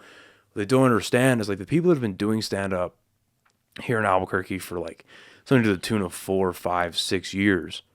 You are at such an advantage to when the city really starts exploding and really starts blowing up. You are at because now you become like the not the institution. You become like you've been here for a while. You've been a bit of the foundation. So then when more people start, because there's even now, like I'll go to an open mic and there's like 2 new people, 3 new people at almost every single mic each month. Yeah, and I see it too, like on the list and whatnot. Whenever they post, they're like, okay, I don't recognize that name. I don't recognize that name. You start becoming the people where it's like, hey, you can point these people in the right direction. Or if you're booking, you can book people from. It's only a net positive. The worst thing you can do is just quit. Yeah. Yeah. And honestly, it's the hardest thing to quit. It's the hardest thing to quit just because unless you're a prop comic, you don't have to live. You don't have to do. All you got to do is bring your jokes. All you got to do is bring your jokes at the top of your head. Like, okay, William Wheeler used to come. First of all, he went to clown college, so that's basically what he did. Yeah, he did. He did. There's a picture of him and clown college. Yeah. There's a picture of him and this other comic, William Spotterberry. He's all dressed up, looking like a clown bellhop. But he used to come through with a big ass suitcase, and he would have all of his props and materials and stuff in there. But have you seen what was that Netflix show that came out last year that was really big about the British comic who was getting stalked by a lady? You know what I'm talking about? Not Unicorn. It was like. I know what you're talking about. I know what show you're talking about. You know what I'm talking about. Have you seen it? I've heard about it. I've seen about half of it. I need to finish it. But that's his thing is he's a comedian, but he starts out being a prop comic. So he like opens his suitcase and he brings all this bullshit out and people are fucking hating it. And I'm just watching it like, oh no. There was another show. That's going to bother me. I'm going to look it up really quick. There was another show that was actually produced by Jim Carrey, and it was basically about like 3 different comics. It was a white dude, a black dude, and a white chick, and going through their process of doing stand up. Honestly, I wish there was more seasons like that just to see how what happened. But yeah, they were just going through open mics and sitting there bombing on stage. Baby Reindeer. Yeah. Yeah, Baby Reindeer. That is a truly fucking disturbing show. Oh, man. Truly disturbing. Because basically it's like almost like, I don't want to say Stockholm Syndrome, but she starts like stalking him. Well, no, the lady sees him at the bar that he works at, and he's nice to her, so she starts getting attached to him. And he does some things that leads her on in the beginning. Okay. But then she just starts stalking him, and I haven't finished the thing, so I don't know how it ends up. But yeah, it's a truly, truly disturbing, stalker show. Man, she's like, ooh. She definitely became the true definition of a chuckle fucker. Yeah, well, I mean, or the other way around. But it's still it's great. It's great to do stand up just because. I mean, I know being in the military, just having to talk to people and stuff. It's easy. It's easy for us just to go up there and just talk to people, just because that's what we've been doing basically our whole lives. But it's great to be able to be like, okay, now I can, especially us being out now, out in the military, just being able just to say what we wanted to say and feel how we wanted to feel. Because I don't say for so long, because I was in for 4, but being able just to be like, okay, I can say this and I can say this without really any, I don't want to say retribution. No, that's the correct word. Yeah. No. That's the correct word. Yeah, because it got to the point for me where there was a point in time where I just hated my command with a feverish passion, and they hated me, and the way that I got by, and the way that I, we went through that period of time towards the end of my contract, because all my buddies in my squad, they all knew about it too. Everyone knew about it. Was we just talked shit. Yeah, we just talked shit about it. I made light of it. We all laughed and joked, just talked shit about it. But if certain people walk by, it kind of went from talking shit to the fire rate of a 240 Bravo. You said 7.56. Yeah. So it's it being able to have that freedom to I can actually just talk shit about this now, or I can it sounds minute, but it's a fun little freeing. It's not thing. Minute to us. Trust me. It's a fun little freeing thing. What made you? So you were in the Air Force for 4 years. Were you active or? I was active. Okay. Where were you stationed at? I was actually stationed here in Kirtland. Oh, okay. I was actually supposed to go to Malmstrom, Montana, and so for our tech school, we're getting our orders and stuff, and so this one dude, he's like, oh man, my best friend, he's going to Maelstrom. I got these orders for Albuquerque. You want to switch? And I'm just like, okay. Now, mind you, this is me. They let you switch orders? Yeah, just for where we were at, we was able to just swap through orders and whatnot. Well, that's nice. But so first of all, even going into the military, like I was like only 17. I had to have my mom and dad do the signature thing. But even before then, my mom looked at me and she's like, "Hey, you got two choices. You got Navy or Air Force." And so I was just like, "All right." And what year was this? This was like in 2004. Ooh, so yeah. She didn't want you to go over to Iraq or Afghanistan. Yeah. That was the major surge into Iraq, weapons of mass destruction. Yep. We're going to go topple Saddam. Yep. This is young Bush. So, but basically, I didn't even study for the ASVAB. I just went in. I was like, oh, neither did I. Oh yeah. And then the guy was just like, oh hey, so you want to be military police? And not even saying anything else. I just said, okay, no. No, I could have been a crew. I could have been a crew chief. Yo, you want to make us feel a bit better? So when I joined the military. Originally, I was trying to go. I was balanced between active or guard. Mm-hmm. I was the same thing, 17, still in high school, and I wanted to do infantry. And this was during the Obama years, tail end of the Obama years. So this was 2017. Okay. And I was. This is after they were still. I mean, years of just reducing the defense budget and firing a bunch of people. Because I had pretty fucked up eyesight. And the doctor at MEPS was like, all right, well, you can either fucking try to go through this, get denied a waiver, and that gets put on some kind of medical record, or you can just go do something else. I was like, all right, I'll do something else. Time goes by, Trump gets into office, I'm out of junior college. I'm like, all right, well, I still want to join the military, but I still want to go to college, so I'm going to do National Guard. Do the ASVAB, score extremely high, shockingly. I'm pretty sure I was inebriated when I took the ASVAB. Oh, shit. And I scored very high. And the recruiter was like, dude, I mean, fuck. Because I still want to go infantry. And he goes, dude, listen, I know you want to do infantry. I was prior infantry. It's a lot of fun, man. But listen, you have a really high ASVAB score. You can do pretty much whatever the fuck you want. We have this shit never. I'm not giving you recruiter bullshit. This never opens up. We have an X-ray tech job. Ooh. You should take this. Oh. I was like, nah, I want to do infantry. And he was like, okay, dude, no, I get it. But like, you could take this job. You're going to have to go to school with the Army for like 8 to 9 months. Mm-hmm. And I get that that's kind of weird, but like, dude, this is going to set you up so well.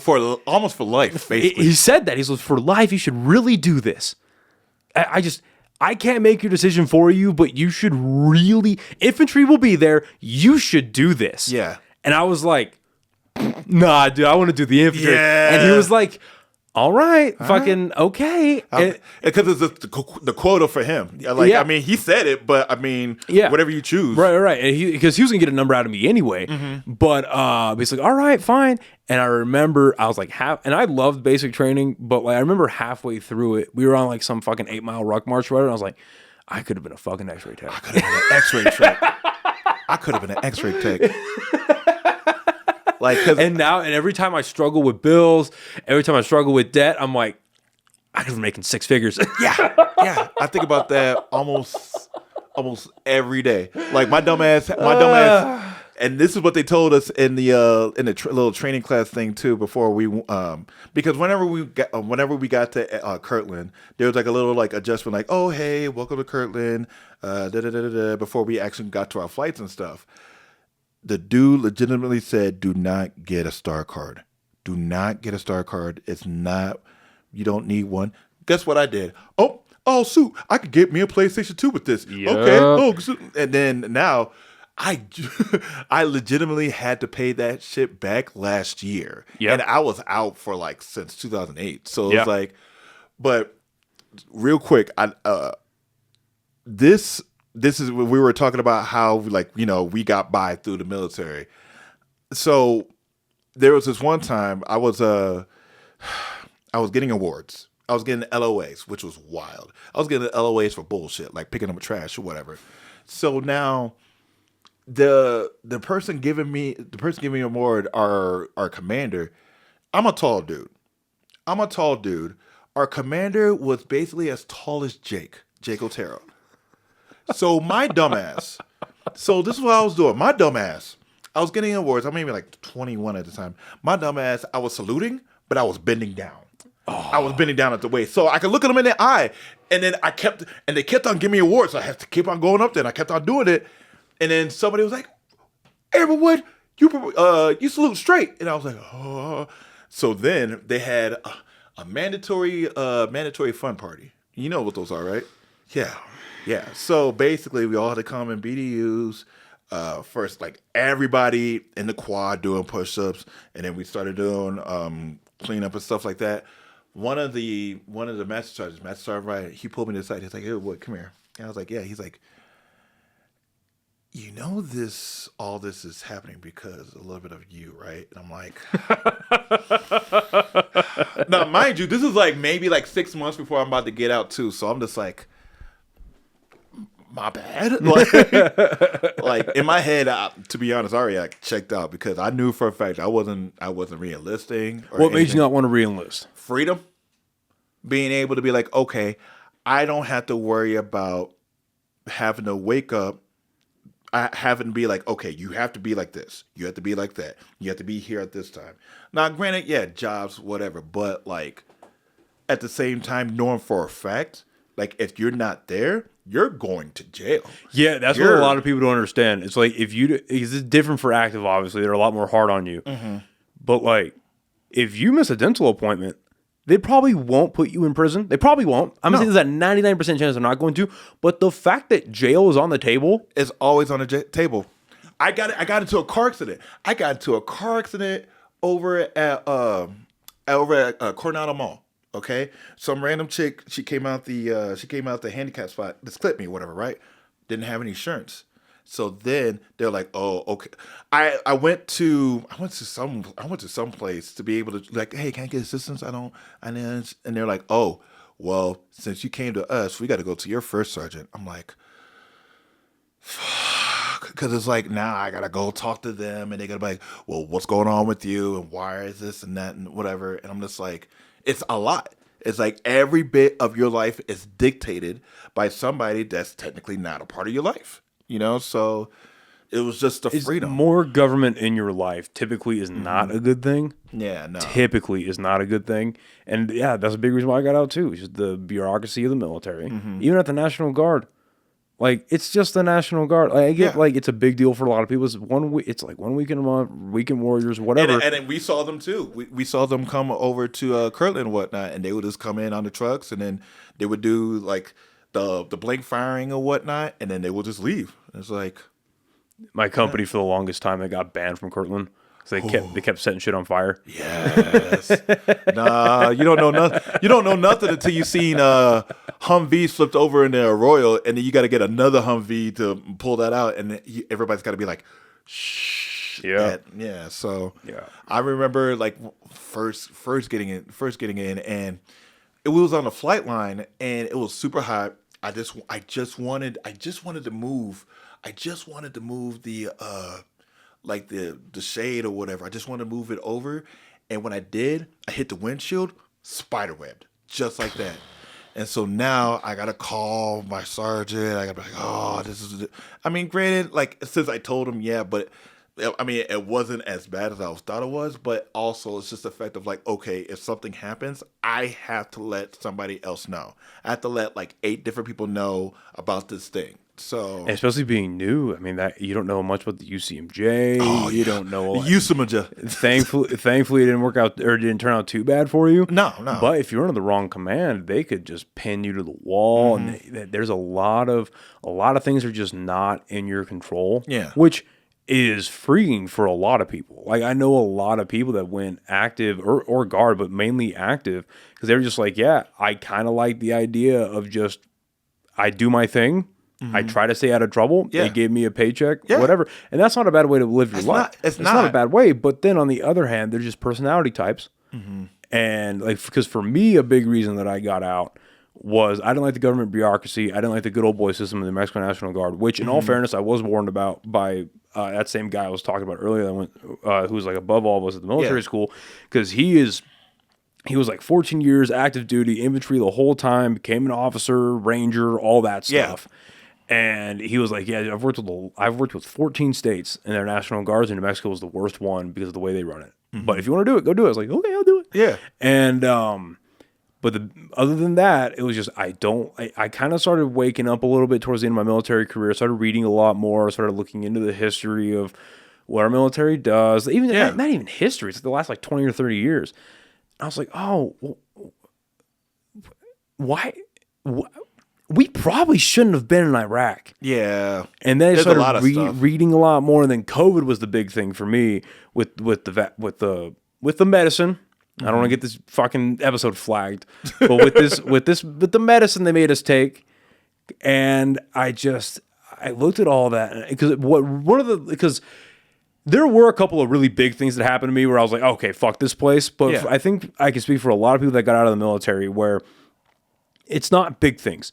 It's these little things that all pile together. And you're like, you know what, dude? Fuck you. Fuck this. Yeah. Like, I forget what movie it is, but when the guy's quitting his fast food job, he's like, fuck you. Fuck you. Fuck you. You're cool. You're cool. Fuck you. I'm out. Yep. Yeah. And so for me, I swear this happened. So it was the height of the COVID nonsense, and we're all in formation. And they're like, all right, pull out your vaccine cards. And we all pull them out.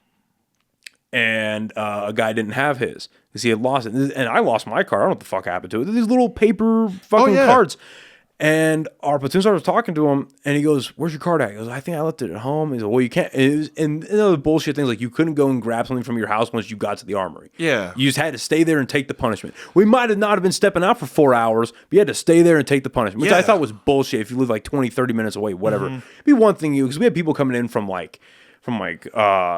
Ruidoso, with people coming in from Chama, people coming in from like Arizona. It's like, okay, you can't go home in a timely manner. I get that. Yeah. And now that you're on the government's time, if you get hurt, it's their fault. And okay, I get it. But if you're like 20 minutes away, fuck off. Yeah. Anyway. So he goes, you don't have your vaccine card? You can't verify you got the vaccine? Because for some reason, they hadn't made a record of who had gotten the vaccine. They were all relying on you having your card. Yeah. Which is bullshit. That is bullshit. Which is dumb. They should have, if anything... A list, a record. But then online. also, this is the company this is an organization that hardly ever kept track of your social security number properly. So whatever. But anyway, so they were like, he goes, you don't have it? He goes, yeah. I said, well, you might have to get the vaccine again. And we thought he was joking. So like, it doesn't fucking work like that. But he stayed like stone faced, like, and he goes, I'm not joking. You might have to get it again. And a bunch of us looked at each other like, that's not how medicine works. That's not how medicine works. Hey, wait a minute. I get we're just infantrymen, but like, I know that. Yeah. So then I was like, okay. And then it was the forcing people to take it, and then and the way they handled people that didn't take it, and the way they just gave out. Well, they were all lying at the end of the day, where they all told us like you were going to get a dishonorable discharge, you were going to lose all your benefits. Oh yeah, the whole nine. And went from that down to, well, you're going to get a less than honorable, but you're going to get a GOMAR, which is for people that don't understand what that is, it's a general officer's memorandum something. And basically what it was your commanding general. So generally speaking, outside of this, if you got a GOMAR, it's because you fucked up so bad that your commanding general had to go out of his way to write a memorandum about what you did and why you should be punished. Shit. Very bad, right? Generally speaking, very bad. But for this, it was this blanket thing. So like we had like maybe out of our platoon, we had like 8 or 9 people that were like, no, fuck you, I'm not taking it. Yeah. And they just started doing petty little punishments. Where it's like, well, if you take the vaccine, the medicine, if you take it, you don't have to wear a mask anymore. Or you don't have to socially distance. Yeah. Or you don't have to test or whatever. So these other guys were like, no, fuck you. I guess I'm wearing the mask. Fuck you. Yeah. And then so we had half of them managed to get out of it due to religious exemption. Yes. Which, like, kudos to them for figuring that out.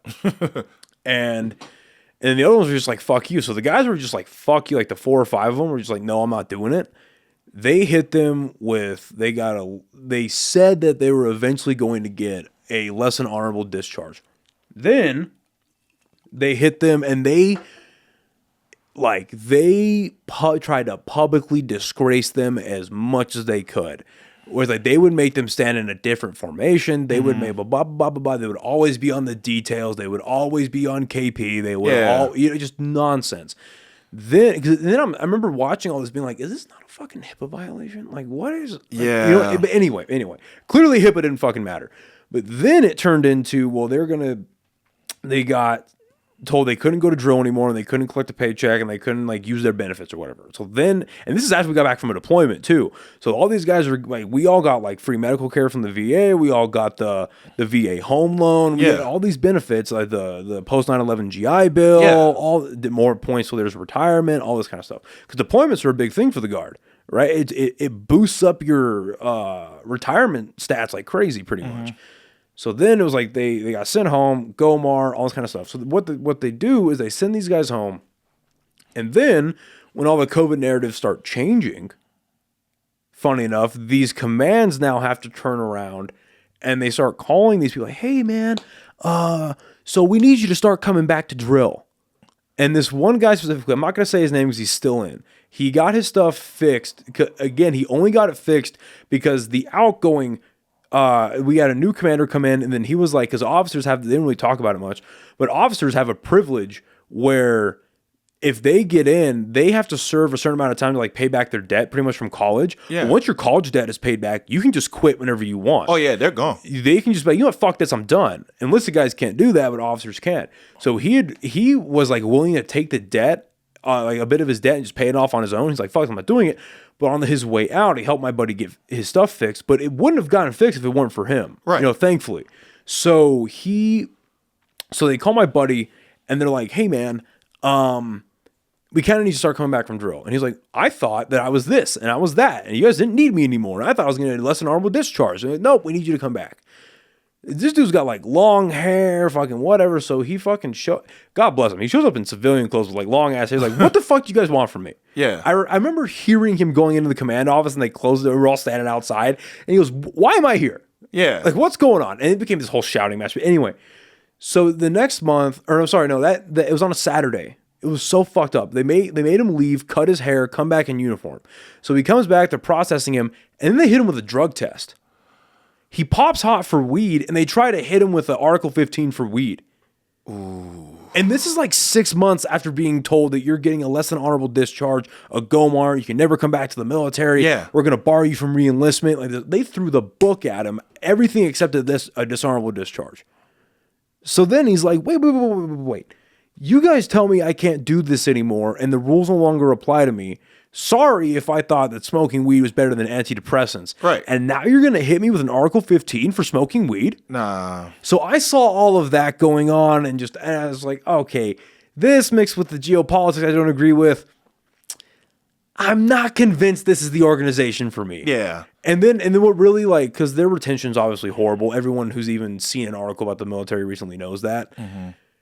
So you would think that they would be doing everything in their power to keep you. So they talked to me once about re-enlisting like 8 months before my ETS date was in. And it was like, hey, do you want to re-enlist? I was like, and I was respectful because I was still in and I didn't want to have more heat on me. And I was like, no, thank you. I'm not going to do that. I appreciate it. Never hear from them again. The last drill that I'm there, they were like, they call me, the new commander, she calls me into her office and she goes, do you want to re-enlist? I'm like, no. She goes, anything is like, she just like, it was so clearly like, we're just going to check the boxes, say that I talked to the guy. Yeah. No real incentive, because I get that's an organization, but on the other hand, it's like, don't you kind of want to be a salesman? Yes. Don't you want to try to keep me in? Don't you? Not longevity, but like turnover rate and shit. Turnover, but it's like, make me feel like you want me here. Mm-hmm. It was like, no, you don't want to be here? Okay. Any job we can offer you? And I was like, well, what job? I even gave him a little bit of rope. I was like, what kind of jobs do you guys have that I could reclass into? Mm-hmm. And she goes, I don't really know. I'd have to look that up, but I can't do that right now. And I was like, all right, okay. No, it's fine. Don't worry about it. She goes, anything we can? And I was like, no. I think I'm good. No. And they tried hitting me with like, you'll get a $20,000 signing bonus for 6 years. And I was like, yeah. I got that the first time, and I only saw 14,000 of it, and I didn't get the last payment of it until last year. I get that's what I signed up for, but it's like I think I'm okay. Yeah, you're good. That's like you did everything that you needed to do. So yeah. It's like, and I just also figure, there's nothing that the military is adding to my life, so therefore. Yeah. If it's not adding anything, if anything, cut it out to where you can put more stuff in there. You know? Yeah, not my job. One thing I wanted to ask you because you're a big nerd like I am. Talk to me. So one thing I wanted to ask, and I'm not trying to. I promise you, I'm asking this from a good place. I'm not trying to be racist. I'm not trying to be racist. What's up? But there's something that I've noticed over the last maybe 10 years, and I really love it, but it's just curious to me. Why are there so many black dudes that are just into nerd shit, into anime? You know what? It's something about, it seems to be something that's always been in the culture. I just didn't know about it. That's a perfect question. But there are just so many black dudes that just love, specifically anime. But then now I've seen it evolve into like comic books and like, they're not even just like, because I mean, people are people and they have interests, but it's just like, it's everywhere. Well, because, all right. You see what I'm trying to say? Oh, no. You're asking it correctly, actually. Okay. So from my standpoint, all right, I started off with like watching like Dragon Ball and stuff. And like, Dragon Ball Z. And then for me, it was like the first time I saw Goku go Super Saiyan, right? And so it's just a fact of like being it, like for me, it was a fact of being like and getting powerful, right? And so generally, what I would like to say is I can't speak for everybody. I can't speak for every black dude, but for what I know, it's just like it was an outlet. It's different from what's seen. So because honestly, you see like what's it called?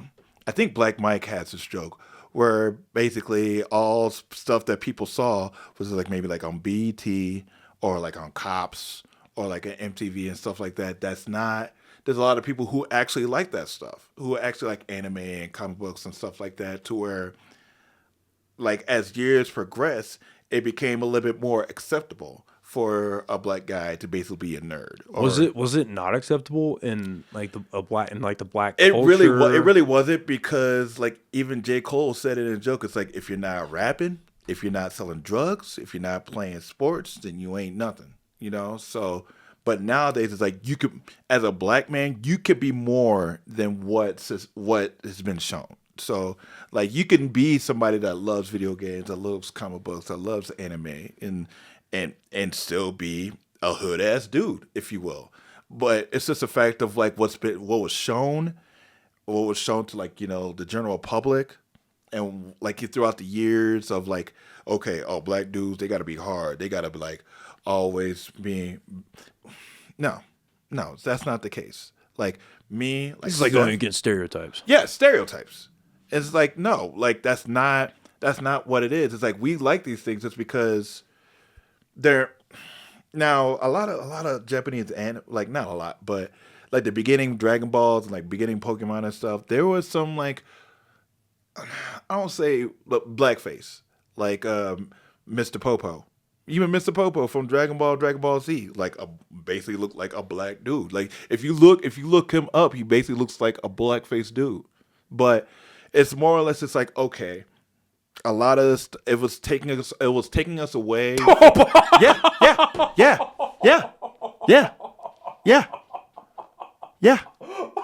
Holy fuck. Yeah. Exactly.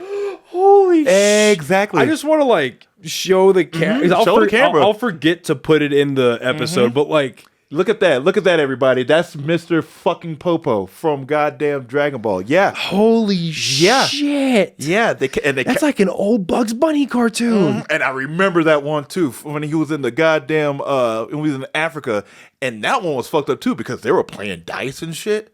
Like, yeah, dog. Well, it's like there's that, and then there's the one where it's all from like the 40s and the 50s, where like Bugs Bunny gets stranded on the island with the Japanese dude. Have you seen that one? All them shits was racist as hell. And they give a fuck. Fucking Michigan J Frog. The hello my baby, hello my darling. Yeah, that's basically them making fun of like Black vaudeville and shit like that. So, but back to your original question, it's just the fact of like this. It's like interest now. It's like, okay, we don't have to necessarily for a long time, and it still kind of is for black folks, about survival. We're just trying to survive so we can live. But now it's like, okay, it's still kind of rough, but there's still some patches in life to where it's like, okay, we can enjoy things. We can figure out new things. And one of the new things was like, the nerd culture, like anime and comic books and stuff. So it's like, and then for me, I know you brought this up the open mic, Luke Cage. Luke Cage is my favorite Marvel character, mainly because he's a black dude that can't be shot. That's basically all it is. And so, like in my head, it's like, they're imagining somebody like looks like me that's like wearing a hoodie, carrying a fucking Skittles in his backpack, and you could try to shoot him and you can't. It's a dream, it's a fantasy that I know that isn't real, but it's nice to know that it can be represented, Never thought of it that way. Yeah. Huh. So like, I mean, representation does matter. Now, mind you, there's this little dumb little, that's not dumb, but like an internet comic strip to where it's like there's this white dude and a black dude. White dude's complaining about how they're making all the characters black and stuff like that. It's like, okay, well, we'll make our own unique stuff. It's like, then he's like, no, don't make that stuff. Why are you trying to make new stuff? Well, that's when it gets stupid. Yeah, it's stupid. Because my thing about that with and it branches out into the broader like DEI conversation. Mm-hmm. And I think DEI is the way, and just like the same thing with like the Me Too movement and just cancellations. I think it started from the right place, and then politics got attached to it. And now it's become more detrimental than it is positive. But so you have something like Spider-Man, right? Right. So for me, the correct move, because Miles Morales came out in 2010. 2011 from Brian Michael Bendis, I believe. The Ultimate Spider-Man. Yeah, exactly. Yes. And I believe like it was like 2011. That was the right way to do it. Was Peter died in that universe, and now there's a new Spider-Man. Yes. Now, the wrong way to do that is to reboot Spider-Man and make Peter black. Yes. Because the way that I see that is, I think inclusion and I think representation is important, correct. But there's representation and inclusion, and it's a spectrum, and then there's pandering. Yes. There's pandering. And for me personally, like through my point of view, if I was, because I'm half white, half Mexican. Okay. But if I was just fully Mexican, or if I was a black guy or an Asian guy or a woman, any kind of like minority group or whatever, right? Gay, lesbian, whatever. If I heard that they were gonna take an established character that's been this kind of way for decades, and then change it to make me feel good, that just looks like pandering to me. Yeah. So you're telling me you don't have enough creative juices, put it that way. You don't have enough creative juices to make a good character that's going to represent a community, so you're just going to take a white character and make him blank. You know what I mean? Like that just seems like it's pandering. It seems very hollow, and it seems disingenuous. I get it. You know what I mean? Because it's like, why? Because obviously you're going to get a lot of clicks out, because that's what a lot of things are now. It's just clickbaity and very like, oh, I'm going to make people mad. Yeah. Like you're going to get clicks and you're going to get eyeballs on it, but for all the wrong reasons. Because now, and again, I use the Miles Morales example, because now Miles, while not as popular as Peter, he is now one of the most beloved comic book characters because of the Into the Spider-Verse movies, and people saw that and like, oh, well, now I want to read the comic books, and now they have another, let's just say a decade. They now have a decade's worth of books they can read, and most of the Miles stuff is good. Yeah. Just like any other character, there's some bad stuff, but there's mostly great stuff because Bendis is an amazing writer. You now have this decades worth of stuff that you can read. Miles is never going away. I mean, he was in Spider-Man 2, and that was a fucking phenomenal game. Yeah, oh yeah. So now you have an amazing character that represents the Black and the Latino community, and it's organic. It's organic. You didn't just make a character a different race because you wanted to pander, or you didn't make him gay to make him gay, or just, that's the correct way to do it. It's so funny that you bring that up, specifically with Spider-Man and Miles Morales, because I don't know if you saw the new ads for the animated version of like Your Friendly Neighborhood Spider-Man that they're about to release on Disney. No. Oh, the Friendly Neighborhood Spider-Man. Yeah, they made both Norman and Harry black. Yeah. And I thought that was funny, me personally, because if I don't remember the old school, well, not the old school, not the, like the Spider-Man and Friends, but the animated Spider-Man from the 90s. Yes. Yeah. Norman Osborn had black guy waves, and that wasn't explained. Well, because that was the thing from the comic books. Yes, that was the thing. They always had the weird red hair, like wave. It was texture. wavy. It was weird. Yeah, that's the only with him now being black. That's the only way that I can I can accept that being like, okay, they made him black because he had waves, but yeah, like. But now it's just like there was really no reason for any of that. I doubt. Oh yeah, let's. I doubt I'll be able to pull it up. But I mean, Harry's got to be in here. Harry's got to be in here somewhere. So this is the. I've seen Craven. Yeah, so this is the Spider-Man from Ditko and Stan Lee, and I know fucking Harry's got to be in here somewhere. Yep, there he is. Okay, so let me see if I can find a better panel. Okay, so that's good enough. Yeah. So yeah, they always had like that weird wavy red hair. Weird. It was strange. And it was always joked around in the black community. Just there would be some like photo edits or photoshops of Norman Osborn wearing a do-rag and stuff. Just so, but now it's like there was no reason. There was no reason for him. There's no reason for Harry and Norman to be black. To be perfectly honest, and this is coming from a black guy. There's no reason to change any of that because why? This was established characters, and then honestly, this was supposed to be a continuation of sorts from like all the live action stuff. That's supposedly. I heard it was a spinoff. I heard it or separate. I heard it was completely separate from the Tom Holland stuff.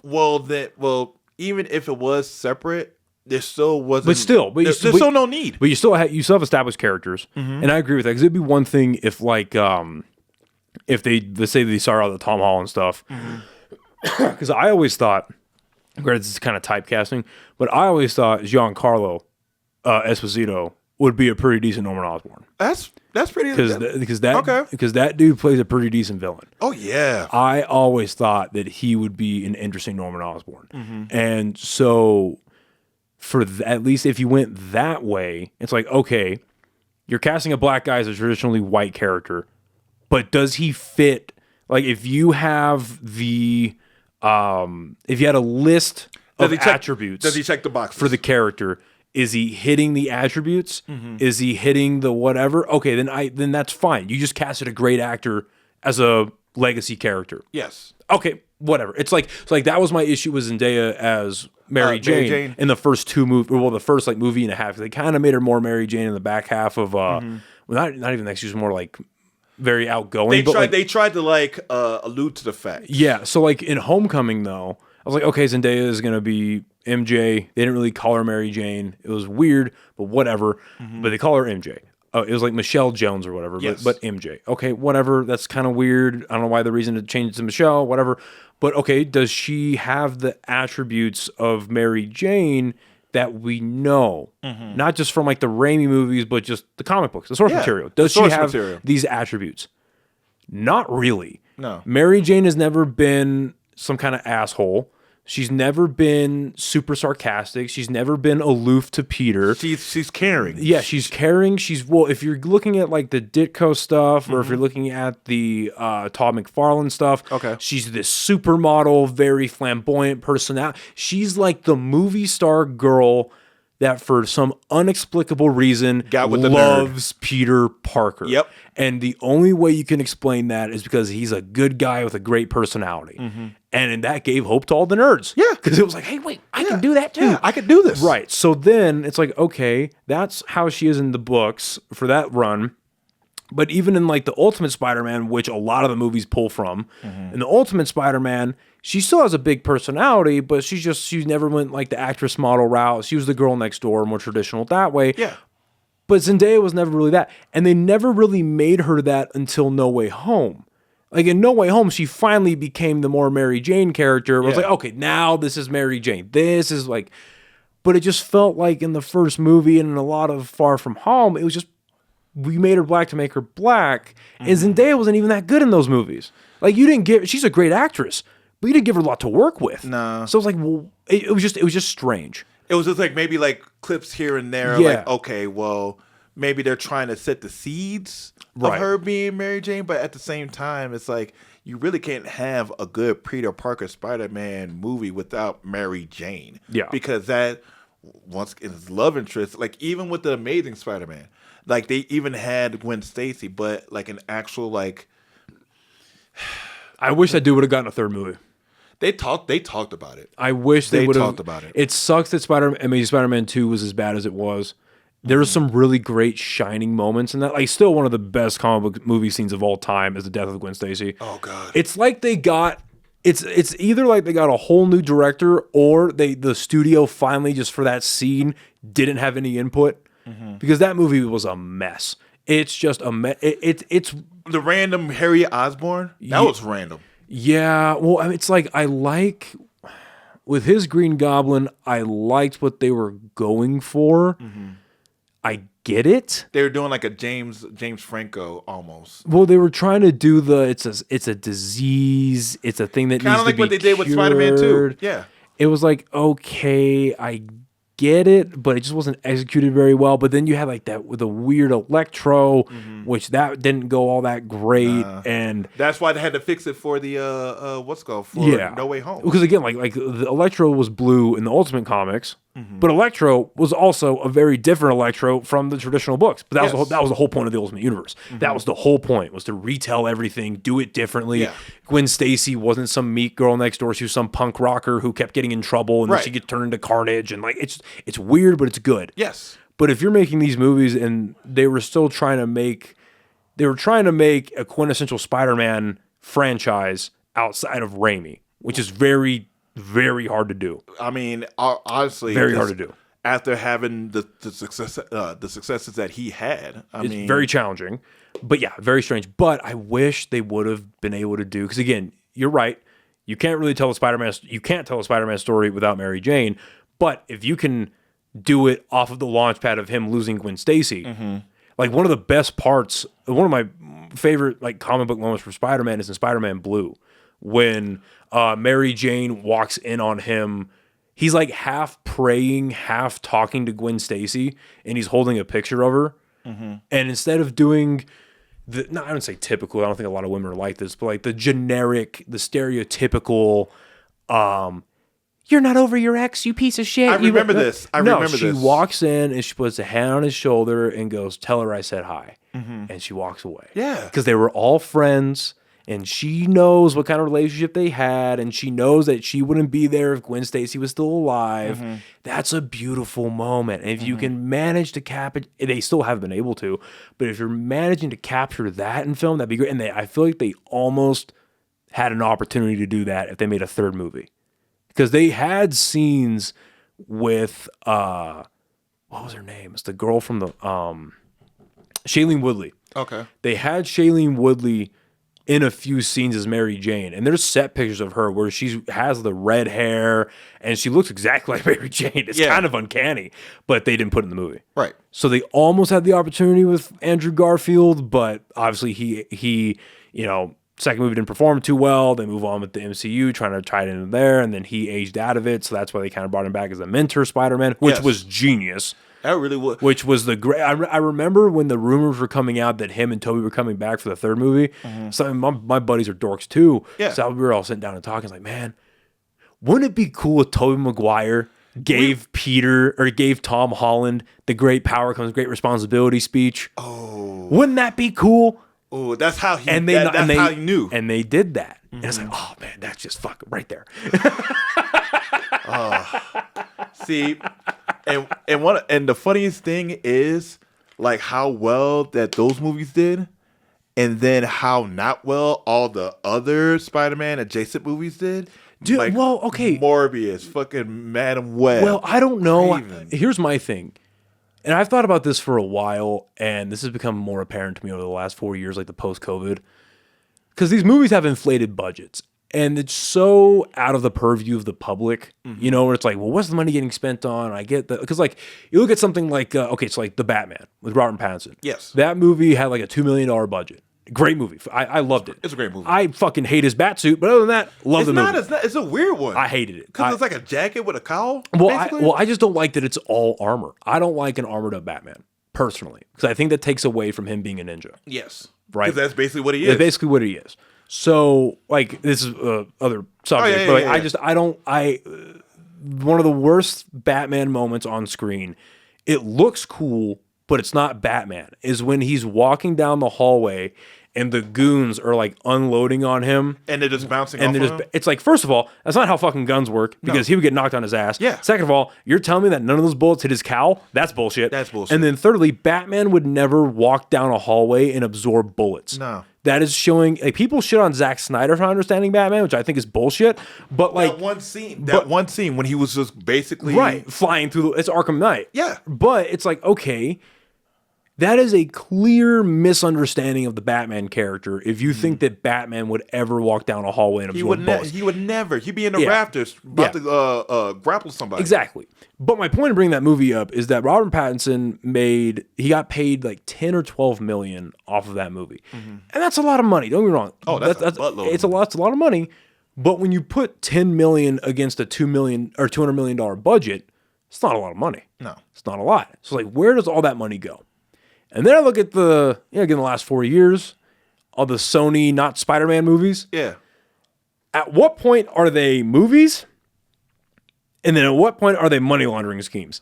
Because where the fuck do you keep getting all of this? Because it's pretty public knowledge now how much Warner Brothers is just hemorrhaging money because of their failed DC movies. How is the PlayStation that's selling that many units? Like, how are they losing this much money and still making movies? How? I mean, if anything, they're making movies from somewhere else, but it's still just a fact of, like, yeah, I get it. Like, if it came out that Sony was tied to Al Qaeda and they got some of their heroin money, I'd be like, that makes sense. That makes sense. There we go. Sony got some of that oil money. Well, it's like, where the fuck is all this money coming from? A, B, how do you think it's like Venom? Okay, Venom has had his own comic for a while. Yes, he has his own stories without Spider-Man, especially recently with the Donny Cates stuff. So it's like, okay, that makes sense to me. But how are you going to do Madam Web without Spider? How are you going to do Kraven? How do all of these people exist void of Spider-Man? The weirdest thing is for Madam Web is that they alluded to Spider-Man, but they didn't put him in. They had Ben Parker in it. Right. They had Mary Parker in it. I mean, they had Richard and Mary. Yeah. And they had like little like. Well, Ben was there too. Yeah, Ben was Adam Scott, right? Yeah, Adam Scott. He was with Dakota Johnson. You know, they were in but it's still just the fact of like it wasn't a Spider-Man movie. And then they had like the other three Spider-Girls or whatnot. Yeah, I feel like they just try to throw them in just because for the names. And I never watched Madam Web, but I know what happens, and I've seen like screenshots.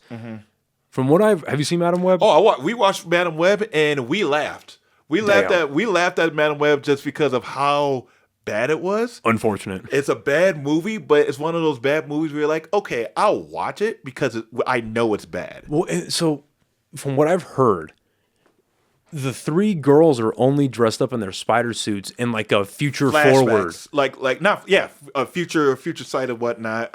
Like what could happen. That's bullshit. And then the main character, like the main antagonist, is someone that is now established into like, you know, the Spider-Man canon. Well, it's Ezekiel, right? Yeah, Ezekiel Sims. Yeah, he was a character back in like 2012. The Inheritors. Yeah, when John Romita Jr. was drawing Spider-Man. And like the Web of Life or whatnot. Yeah, and he was like the weird dude with the white hair, no shoes, and yeah. Very strange. It was really, really weird. And like, I love that Inherited story just because it was like, okay, that's what brought open like, you know, the Spider-Verse and everything, like the edge of Spider-Verse.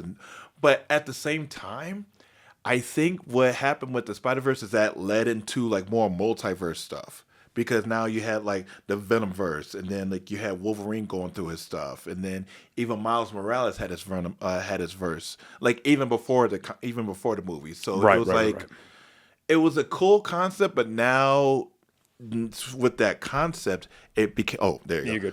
You're good. Now with that concept, it's more or less it's like, okay, everybody's trying to carbon copy that concept. Yeah, because because the whole thing with like the Kang dynasty, that was supposed to. Yeah, exactly. And you know what? They said that they were going to try to bring him back too. No, they're not. No way. There's I know. That's what you don't cast Robert Downey Jr. to be the big villain and then bring Jonathan Majors back. I guarantee you the way that, what are they calling it? Avengers Doomsday? Avengers Secret Wars and then Doomsday first. It's Doomsday first and then Secret Wars. Yeah. I guarantee you, I'm willing to put money on this. Mm-hmm. The way that Doomsday is going to open up in the first 20 minutes, I'll be shocked if they show it, but it's going to be a couple throwaway lines about how, we found out that there was a world full of Kangs, but it got destroyed this way, or we managed to blank, or blah, blah, blah. Because my whole thing with Kang, Wes, before I get to that, with the Sony stuff. Okay. What I thought would be cool, personally, if you're going to do, because Sony, they threw a bunch of leaks when Spider-Man 2 had come out. I guess what they were trying to do is build up to Sinister Six. Okay. Which is, all right, I understand that. Yeah. And as I think is hilarious about No Way Home is they managed to kind of do a Sinister Six as the villain. They did. They managed to pull that off. There's only 5 of them, but they managed to pull that off in a movie. Mm-hmm. Granted, they use the multiverse, and I get it, but they did it the right way. That was I think that's as close as we're going to get to a Sinister Six for a very long time, but I think it was perfectly fine. Yeah. I think it was perfectly fine. And there was supposed to be a silhouette of Rhino in the...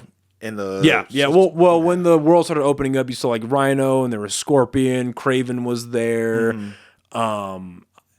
I didn't see it, but I heard a couple people talking about how there were like tiny little things of like spider slayers running around. Anyway, what I thought, if you're gonna do that, what I think the best way they should have done it is, first of all, you have to have a plan. They clearly didn't. No. But if you're gonna build a Sinister Six team, and it's just like any other superhero team up or comic book team up, the roster is fluid. You can poke and pry and take people out. So fine, if you're gonna do Venom, Morbius, Ezekiel, Kraven, and whoever else you want to do this with, okay, fine. They're gonna make a Black Cat movie. That's obviously not gonna happen. No. Whoever your 6 people are gonna be. What I thought the best way to do it is, fine, tell the story from their point of view, but make the through line through all their movies is the villain is Spider-Man. And at the end of every movie, they lose horribly to Spider-Man. And at the end of each movie, you have a couple of villains team up. Or if you want to do a lazy way, or meet. If you could do it lazy and have them all get... how they did it at the end of Homecoming. Do you remember the end of Homecoming? Yes, when Vulture meets Scorpion. Yes. Exactly. Have them meet up in a prison, like Rikers Island or Strikers Island or whatever. And then by the 5th movie, they're all locked up together. They teamed up. And they're like, you know what? He beat us one-on-one. What if we all came together? You want to know the first Spider-Man game did that so much better than anything. The PS1, PC one? No, the PlayStation 4 one, because they had Doc Ock, they had Mr. Negative, they had Scorpion, they had Shocker, Vulture. They had, and it wasn't the fact of like they had to sit there and do a whole bunch of like, oh man, well we had to team up. It's like, no. I found people that hated you, and so now, but they were able to just get in there. Well, they did it the right way because they had a Spider-Man that had been Spider-Man for 8 years. Mm-hmm. They did it the right way. They were like, guess what? Everyone already knows how he became Spider-Man. Mm-hmm. Everybody knows that Uncle Ben's dead. Yes. Everyone knows about Aunt May, about Mary Jane. Everyone knows about this. Yes. So let's just put him into year 8 where he's a trained Spider-Man, so it explains how he can kick people's ass so quickly. Yes.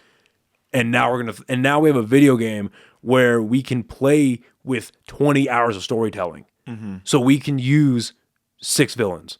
We can do a bunch of side missions. Yes. We can set up characters that are already in the universe. We can set up that the Avengers exist. Mm-hmm. Punisher exists. Daredevil exists. Yeah. Luke Cage, Doctor Strange. We can acknowledge all these characters, but keep it central on Spider-Man. Yes. That was the smart way to do it. That was real smart. But like, I don't know. That's how I would have done it for the movies. But they decided, nah. But even if you don't want to use Spider-Man, how cool would it have been if, like, in the Kraven the Hunter movie, his big hunt is Venom?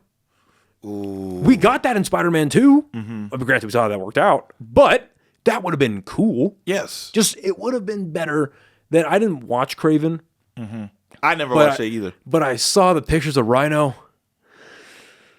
Again, I know what you were going for. But it wasn't it. It wasn't it. And like with these movies, the big criticism is they're made by studios, movie by committee, right? It's like, okay, you're telling me an entire committee saw this and was like, yeah, thumbs up? No. What? That's the reason why. Once again, back to the black nerd thing. That's the reason why I love the One Piece live action, because I heard it was good. The creator, Oda, he was actually on set. He was in hand of the whole, basically like, hey, this is how this was, and also trying to get at least 300 episodes into 8 episodes. Impossible. It was very impossible, but they had to cut out a lot of stuff. But at the same time, a lot of stuff is kind of filler. Yeah, filler. So, well, I mean, when I really got into anime as a kid, I really liked, just like a lot of other Americans, I really liked Naruto. Yes. And as I got into high school and I want to kind of rewatch some things, I never caught up with it because it's just a massive endeavor. So much. But I remember looking up on the internet, there were like watch guides where it's like, okay, you need to watch episodes 1 through 6, skip to 20, 20 through whatever, skip to whatever, and you get the basics of the... You get the concept of the show. Yeah. Yeah. I mean, honestly, you can't really do that with One Piece. I mean, honestly, I would say, yeah, there are some parts that aren't really integral to the But are you biased to One Piece? I'm very biased to One Piece. There you go. That's just what it is. But you soak everything up. I love all of it. I'm on the spoiler sites because I don't have time to sit there and be like, okay, this is something that I like, but I don't have the time. So I'm like, okay, let me just see so I can know if something's happening. I can be like, okay, I know why that is. But yeah, like with Naruto and there's like a lot of other stuff out right now. Yeah, I just don't have time. So yeah, the filler episodes, but I'm very biased on One Piece. And the wild thing is I wasn't even like this like beforehand. I like what I talked about earlier, I used to be a Dragon Ball fan. I used to be a super duper Dragon Ball Z fan. If I understand, that's the definition of filler episode. That's the definition. That's like somebody charging up for like 5 episodes, even though in real life it's just like 3 seconds. But what changed me from Dragon Ball to One Piece is that Dragon Ball, super fantasy. People come back from the dead. You're dealing with demons and stuff. Now, granted, One Piece, magical fucking pirates, cool. But death is real. Pain is real. Hardship is real.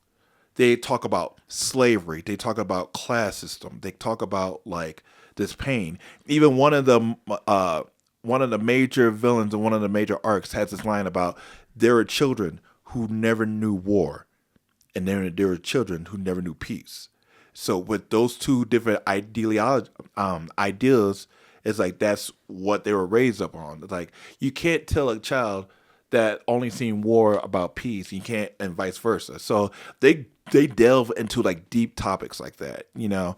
But yeah, no, with Dragon Ball, it's just like, oh yeah, I'm gonna punch a dude and I'm gonna just glow. You know, it's like, it's like there was a scene with the ship, like their first ship, the Going Merry, and the ship broke down, and they had to burn the ship. You know, they gave it a funeral.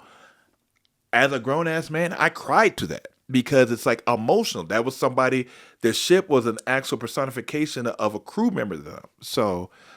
And that was actually part of the arc too. Like the Luffy, he didn't want to give up the ship because Luffy was saying, hey, we need another ship. And then Usopp was like, no, my friend gave us this ship. This ship means a lot to me. And then they fought over that stuff. So it was more or less, it's like, it's more real life, like actual like concepts other than like, oh man, I'm gonna punch this dude and throw a beam. And so like the world is safe. It's like, no.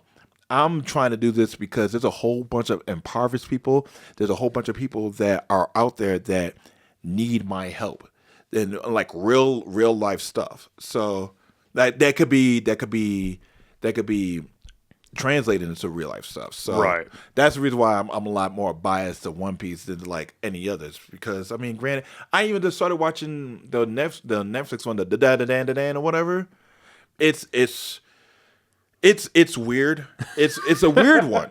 It's a weird one. Like I fell asleep. It's like when describing a lot of anime, it starts with that. Hey, it's a weird one. It's a weird one. I mean, but once again, it's just like okay, that's one I want to watch, like the fancy stuff. But like even with One Piece, if you take away like the powers and all that other stuff, you get real life situations. You get real like human emotions. Well, those are the IPs that stay around. I mean, that's why people really gravitate to stuff like Batman and Superman and Spider-Man. It's like, yeah, it's fun to watch them beat up the bad guy and all their powers, but people stick around for the man part of the equation, like the Wonder Woman, the woman part of the equation. They stick around for the personality, for the archetype. Like, can you latch on to this? Are there things in these characters that you see in yourself? Or are there parts of this character that you can project onto yourself? Like, oh, I like it was Superman. It's like everyone wishes they could be as good as Superman. Yeah. Right? That you could always make the right decision, that you can always do the right thing. Exactly, the Boy Scout, right? And that's always the kind of the challenge, especially in modern storytelling. Like, how do you tell an interesting Superman story, right? Because the dude's a god, pretty much. So how do you do that? But then how do you do that and then maintain the Clark Kent, the small town country guy who kind of just wants to keep his family safe, the farm boy, protect the planet, and still do the right thing. And if you can hit that properly, then that's how you have like an evergreen story. That's why like when the conversation of like, well, what are the best comics ever written? You can't really have that conversation without All-Star Superman. That's what I was about to say. Or like Superman for All Seasons. Or you can't really have that conversation about those books because it just nailed that character so well. It showed his humanity, not his superpowers, his humanity. Like whenever he was talking about how he was dying. Yeah. Oh, and then all the things that he was trying to do to make sure that Lois was good and still trying to be Superman, but knowing for a fact that he has like there's something going on with him to where it's like, well, I could die. I could die at any moment. Well, doesn't he? That's the story where he transfers his powers to Lois for 24 hours, right? And Lois finds what it's like to fly, what it's like to like all that. Yeah, that's a good story. And like going, they went to the moon, right? Yeah. And then, but even, and it's kind of sucky if you a little bit, just because even at the end of that. Yeah, it showed his humanity, but then he just flew into the sun. And, like, basically he's just working on the sun, So, like, yeah, granted, you had this humanity, but at the end, still Superman. So, it's the fact he can't die at the end. Yeah. You have to have your guy live. Yes. But it's cool to see that that's in him. That when faced with because there's the obvious, like, cancer allegory, or you could even extrapolate that out to, like, the AIDS community, like, in the 90s. Right.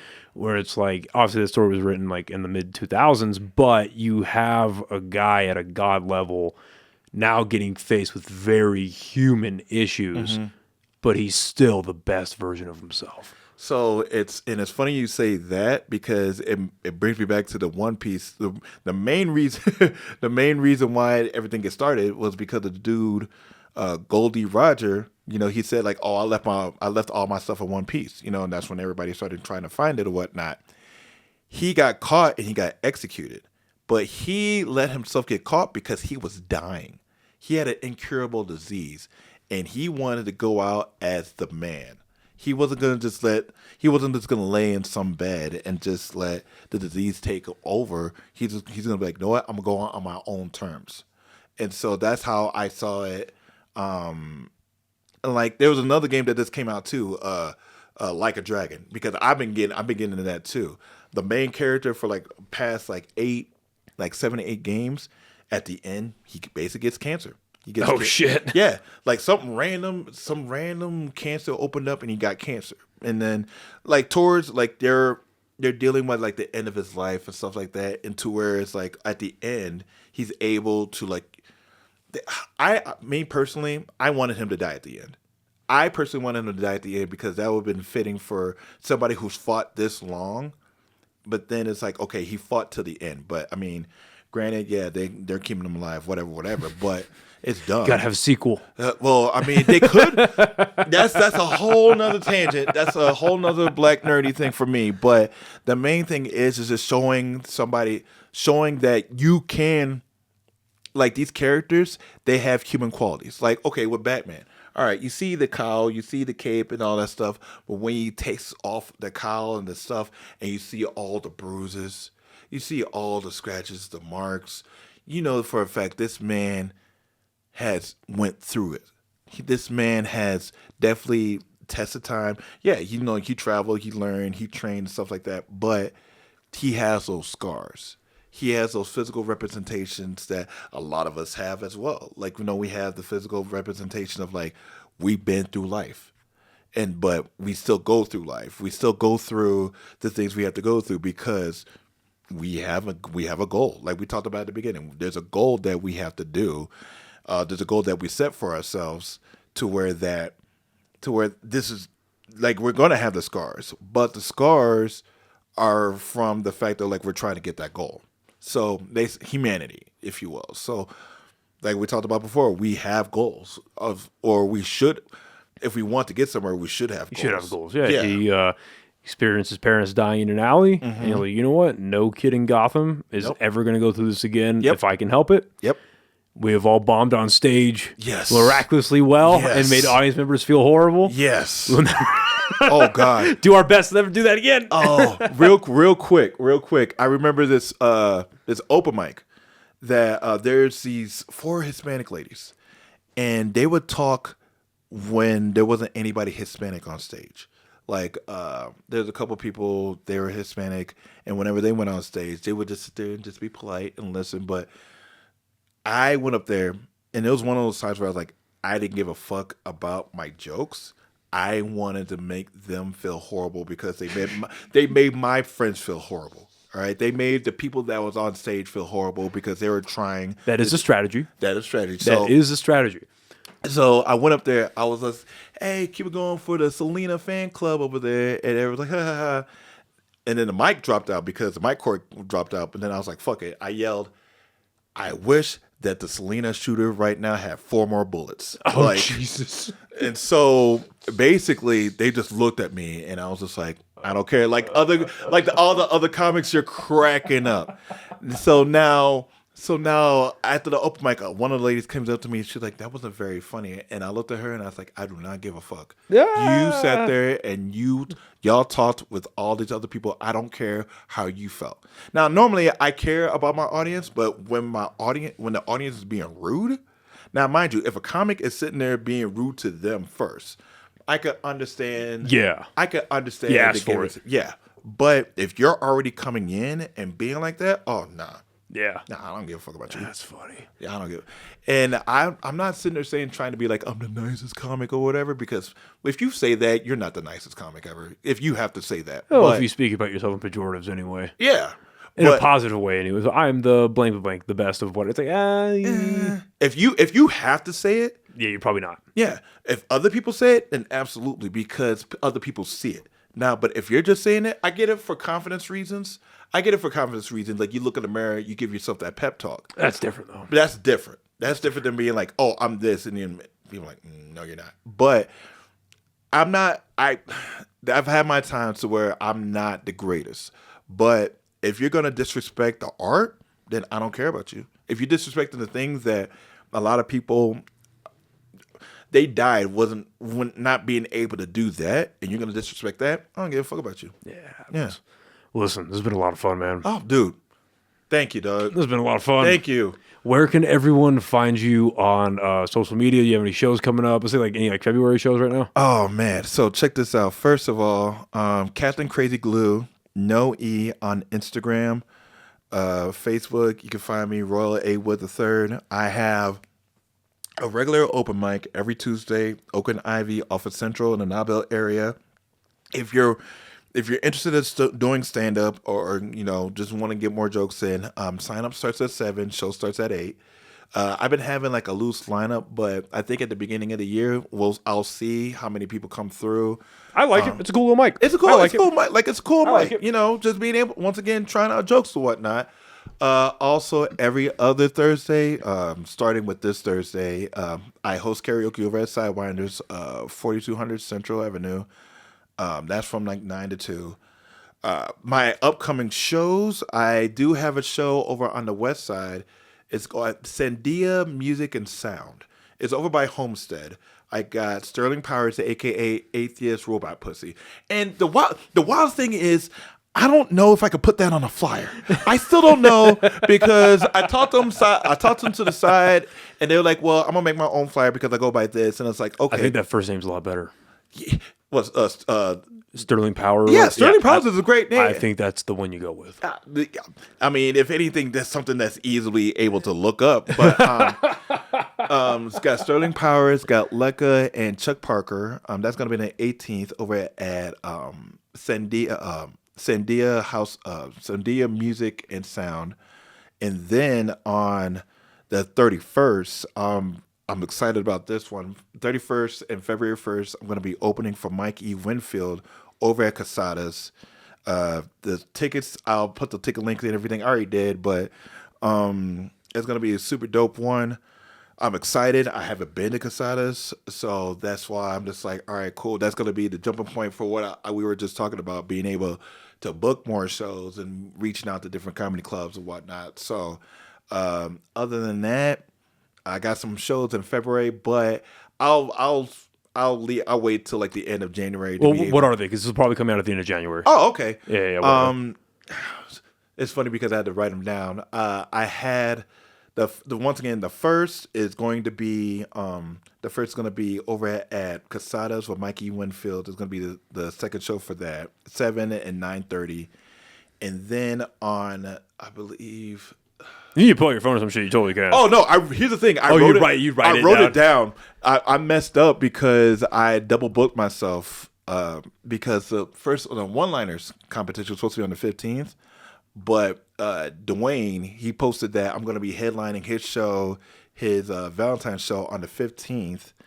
That's going to be in Berlin. Cool. And then I'm on I'm waiting to hear back on the first show, but I'm actually hosting a show over at Sides on the 23rd.